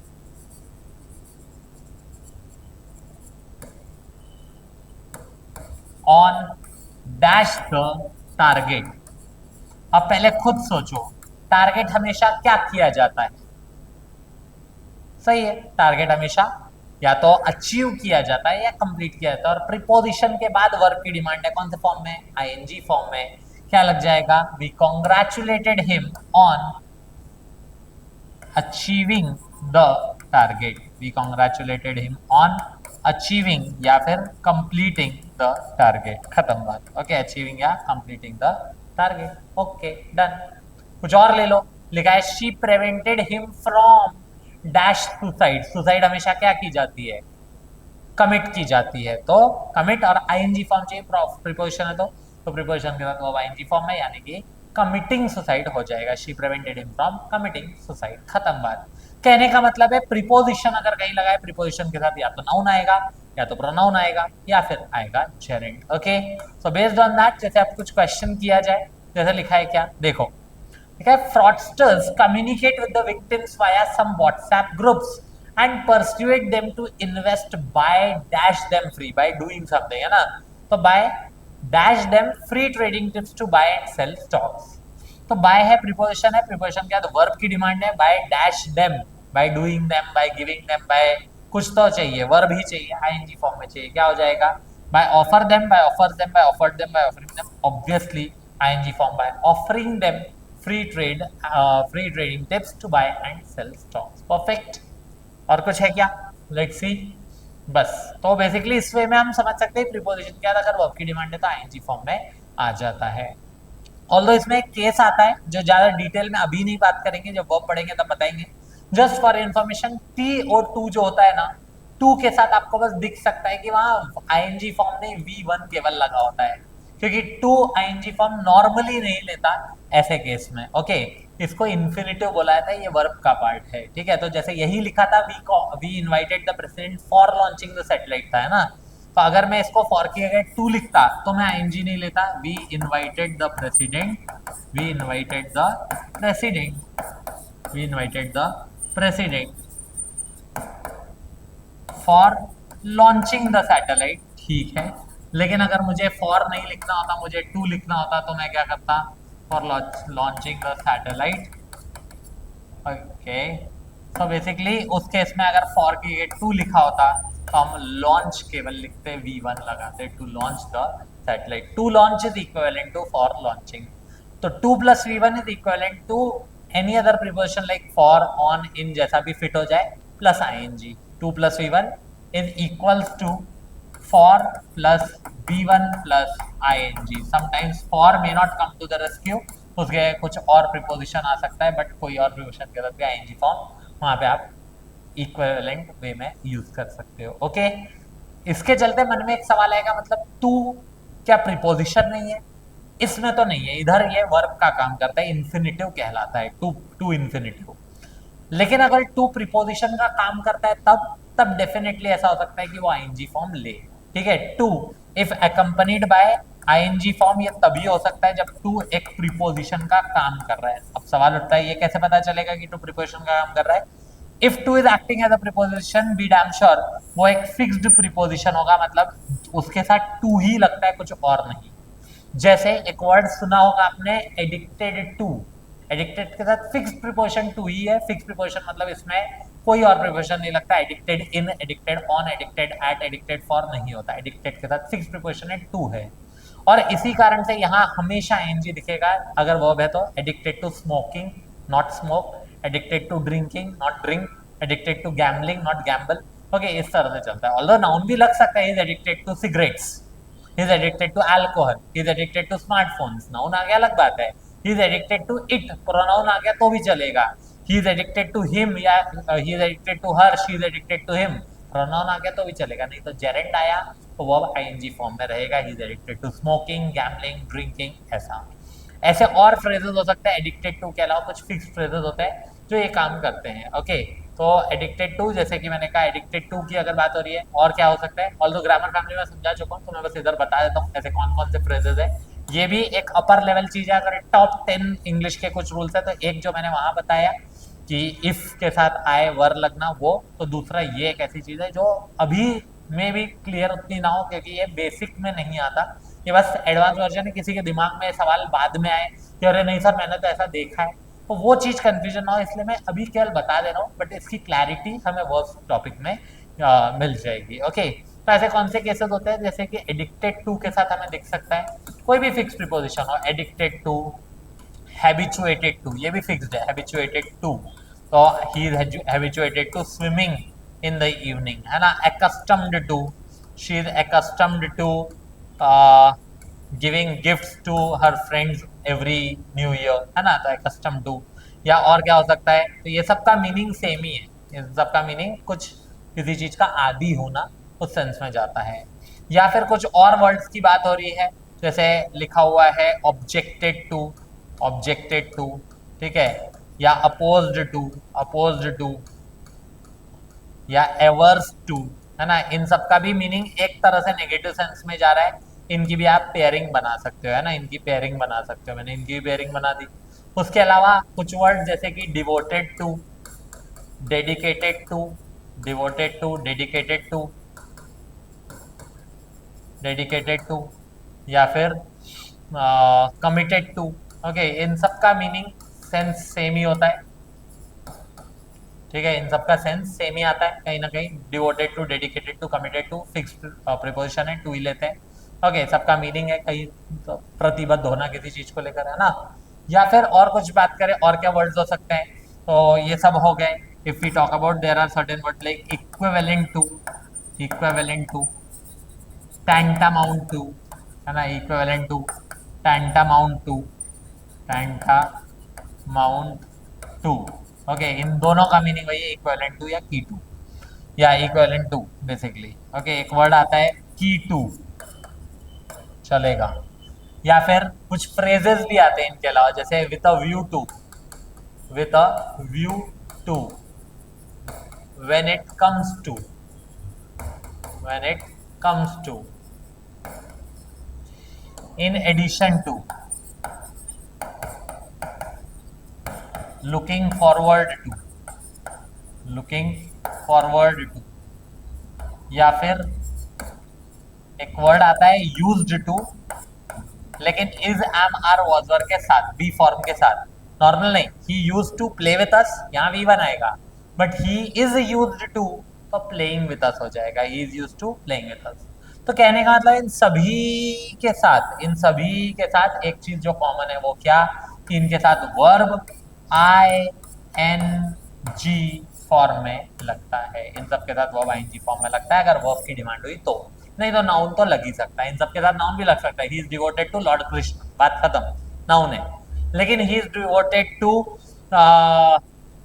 worshipping, worship आया तो वर्ब है, तो वर्शिपिंग लॉर्ड कृष्णा ऐसा हो जाएगा। ओके इसी तरह से ये पूरा चलता है। With a view to helping the poor she has started an NGO, when it comes to dancing no one is better than Raghav, ऐसा कुछ लिखा है। या in addition to playing cricket he also plays golf, है ना। She is looking forward to meeting you, he is used to playing with us. तो इस तरह से आईएनजी फॉर्म लेता है। आई होप से ये बात क्लियर है, नहीं भी है कोई टेंशन नहीं लेनी इसमें, क्योंकि ये हम वर्ब में और डिटेल में पढ़ेंगे। Okay I hope so this is clear. So now based on it, grammar family जो मैंने बताई वो चीज वही है, नाउन है ना, नाउन, नाउन का बेटा प्रोनाउन, प्रोनाउन का नाउन, प्रोनाउन सब्जेक्ट है, सब्जेक्ट की पत्नी वर्ब, है ना। एडजेक्टिव नाउन का भाई, छोटा भाई जो क्वालिटी बताता है, विशेषता बताता है। एडवर्ब छोटी बहन जो बेसिकली क्या करती है, जो वर्ब और एडजेक्टिव से ही ताल्लुक रखती है। प्रीपोजिशन सगे संबंधी जो रिलेट करने का काम करते हैं, कंजंक्शन जोड़ने का काम करते हैं सगे संबंधी, इंटरजेक्शन खुशी और गम के ही मौके पे दिखते हैं। तो बेसिकली जब हम सब्जेक्ट की बात करते हैं, ध्यान रखना सब्जेक्ट है, सब्जेक्ट का मतलब है, सब्जेक्ट के दो मीनिंग्स हो सकते हैं। सब्जेक्ट मीन्स कर्ता, doer, performer of the action. अगर लिविंग थिंग की बात कर रहे हैं, mister Narendra Modi has announced a new scheme for the poor, तो कर्ता कौन है, डूअर कौन है, परफॉर्मर कौन है एक्शन का, वो है मिस्टर मोदी। तो वो कर्ता डूअर परफॉर्मर हो गए। कभी कभी लिविंग थिंग नहीं, नॉन लिविंग थिंग सब्जेक्ट होते हैं, जैसे मैंने कहा आर्टिफिशियल इंटेलिजेंस, तो ये कर्ता डूअर परफॉर्मर नहीं, लेकिन दूसरे वे में सोचे तो विषय है, सब्जेक्ट विषय है, मुद्दा है जिसके ऊपर चर्चा हो रही है, क्या, artificial intelligence. Virtual reality, social media, है ना, ये सब आपका क्या है, ये सब आपका सब्जेक्ट है, मुद्दा है जिसके ऊपर चर्चा हो रही है। या उसी तरह से सब्जेक्ट हो गया, फिर वर्ब होता है और ऑब्जेक्ट होता है। एक प्रेडिकेट शब्द सुना है, तो सब्जेक्ट को छोड़ के बाकी बचा हुआ सब प्रेडिकेट कहलाता है। बचा हुआ part of the sentence, subject के अलावा बाकी बचा हुआ जितना है वो प्रेडिकेट है। चाहे वर्ब ऑब्जेक्ट के साथ हो, नहीं है तो केवल वर्ब है तो भी चलेगा, वर्ब के एक्स्ट्रा इंफॉर्मेशन है तो भी चलेगा, वो प्रेडिकेट में आ जाता है। Okay, now based on that कुछ क्वेश्चंस आपके सामने आएंगे, बाकी मैं आपको बताता जाऊंगा। अब लिखा है जैसे fill in the blank with appropriate answer, adjective form of commerce बताना है। मैंने बताया कॉमर्स सी नाउन है, तो नाउन का एडजेक्टिव फॉर्म क्या हो सकता है, कमर्शियल, यस हो सकता है, कमर्शियलाइज नहीं। वर्ब की भी कुछ पहचान होती है, हमने नाउन की पहचान जान ली, हमने वर्ब एडजेक्टिव की देख ली, वर्ब की भी कुछ पहचान बता देता हूँ। कुछ वर्ड्स जैसे कि अगर लिखा है कहीं पे IFY, ये वर्ब होता है, वेरीफाई, मैग्नीफाई, सिग्निफाई, है ना, या simplify, amplify, whatever it is, IFY noun है। या फिर ISE, जिसको IZE भी लिखा जाता है, तो ऑर्गेनाइज, स्पेशलाइज, कम्युनलाइज, सोशलाइज, है ना, विजुअलाइज, कुछ भी ऐसा आ रहा है चलेगा। या फिर ATE लगाए, ऑल तो सारे वर्ड्स नहीं बट काफी सारे वर्ड्स जैसे कि रेजोनेट, वेकेट, प्लेकेट, सफोकेट, तो ATE भी वर्ब का काम कर लेते हैं। या फिर EN लगे हैं वर्ड्स में लास्ट में, जैसे कि ब्राइटन, ब्राइट वर्ड से ब्राइटन, टाइटन, लूजन, है ना, हाइटन, कुछ भी ऐसा लिखा है, EN, ये सब वर्ब्स के काम करते हैं। तो अब हमें पता है कि AL ये एडजेक्टिव है, ये IZD वर्ब हो गया, कमर्शियली, कमर्शियल एडजेक्टिव में LY लग गया, एडवर्ब हो गया, ये भी नहीं होगा। और ISM जर्नलिज्म, कम्युनलिज्म, तो ISM नाउन है, ये भी नहीं होगा। इनको आपको एक बार रिवाइज करना पड़ेगा सो दैट आपको एक क्लैरिटी मिल जाए। तो कॉमर्स का एडजेक्टिव फॉर्म हो जाएगा कमर्शियल। ओके, नेक्स्ट, नेचर का adjective form, I think so you have the answer now, and yes that is the correct answer. वो क्या, natural, adjective form. Naturally adverb हो जाएगा, नेचुरलाइज IZD वर्ब है, नहीं हो सकता, है ना, और नेचुरलिज्म वैसे तो कुछ होता नहीं है बट स्टिल नाउन है, खत्म बात।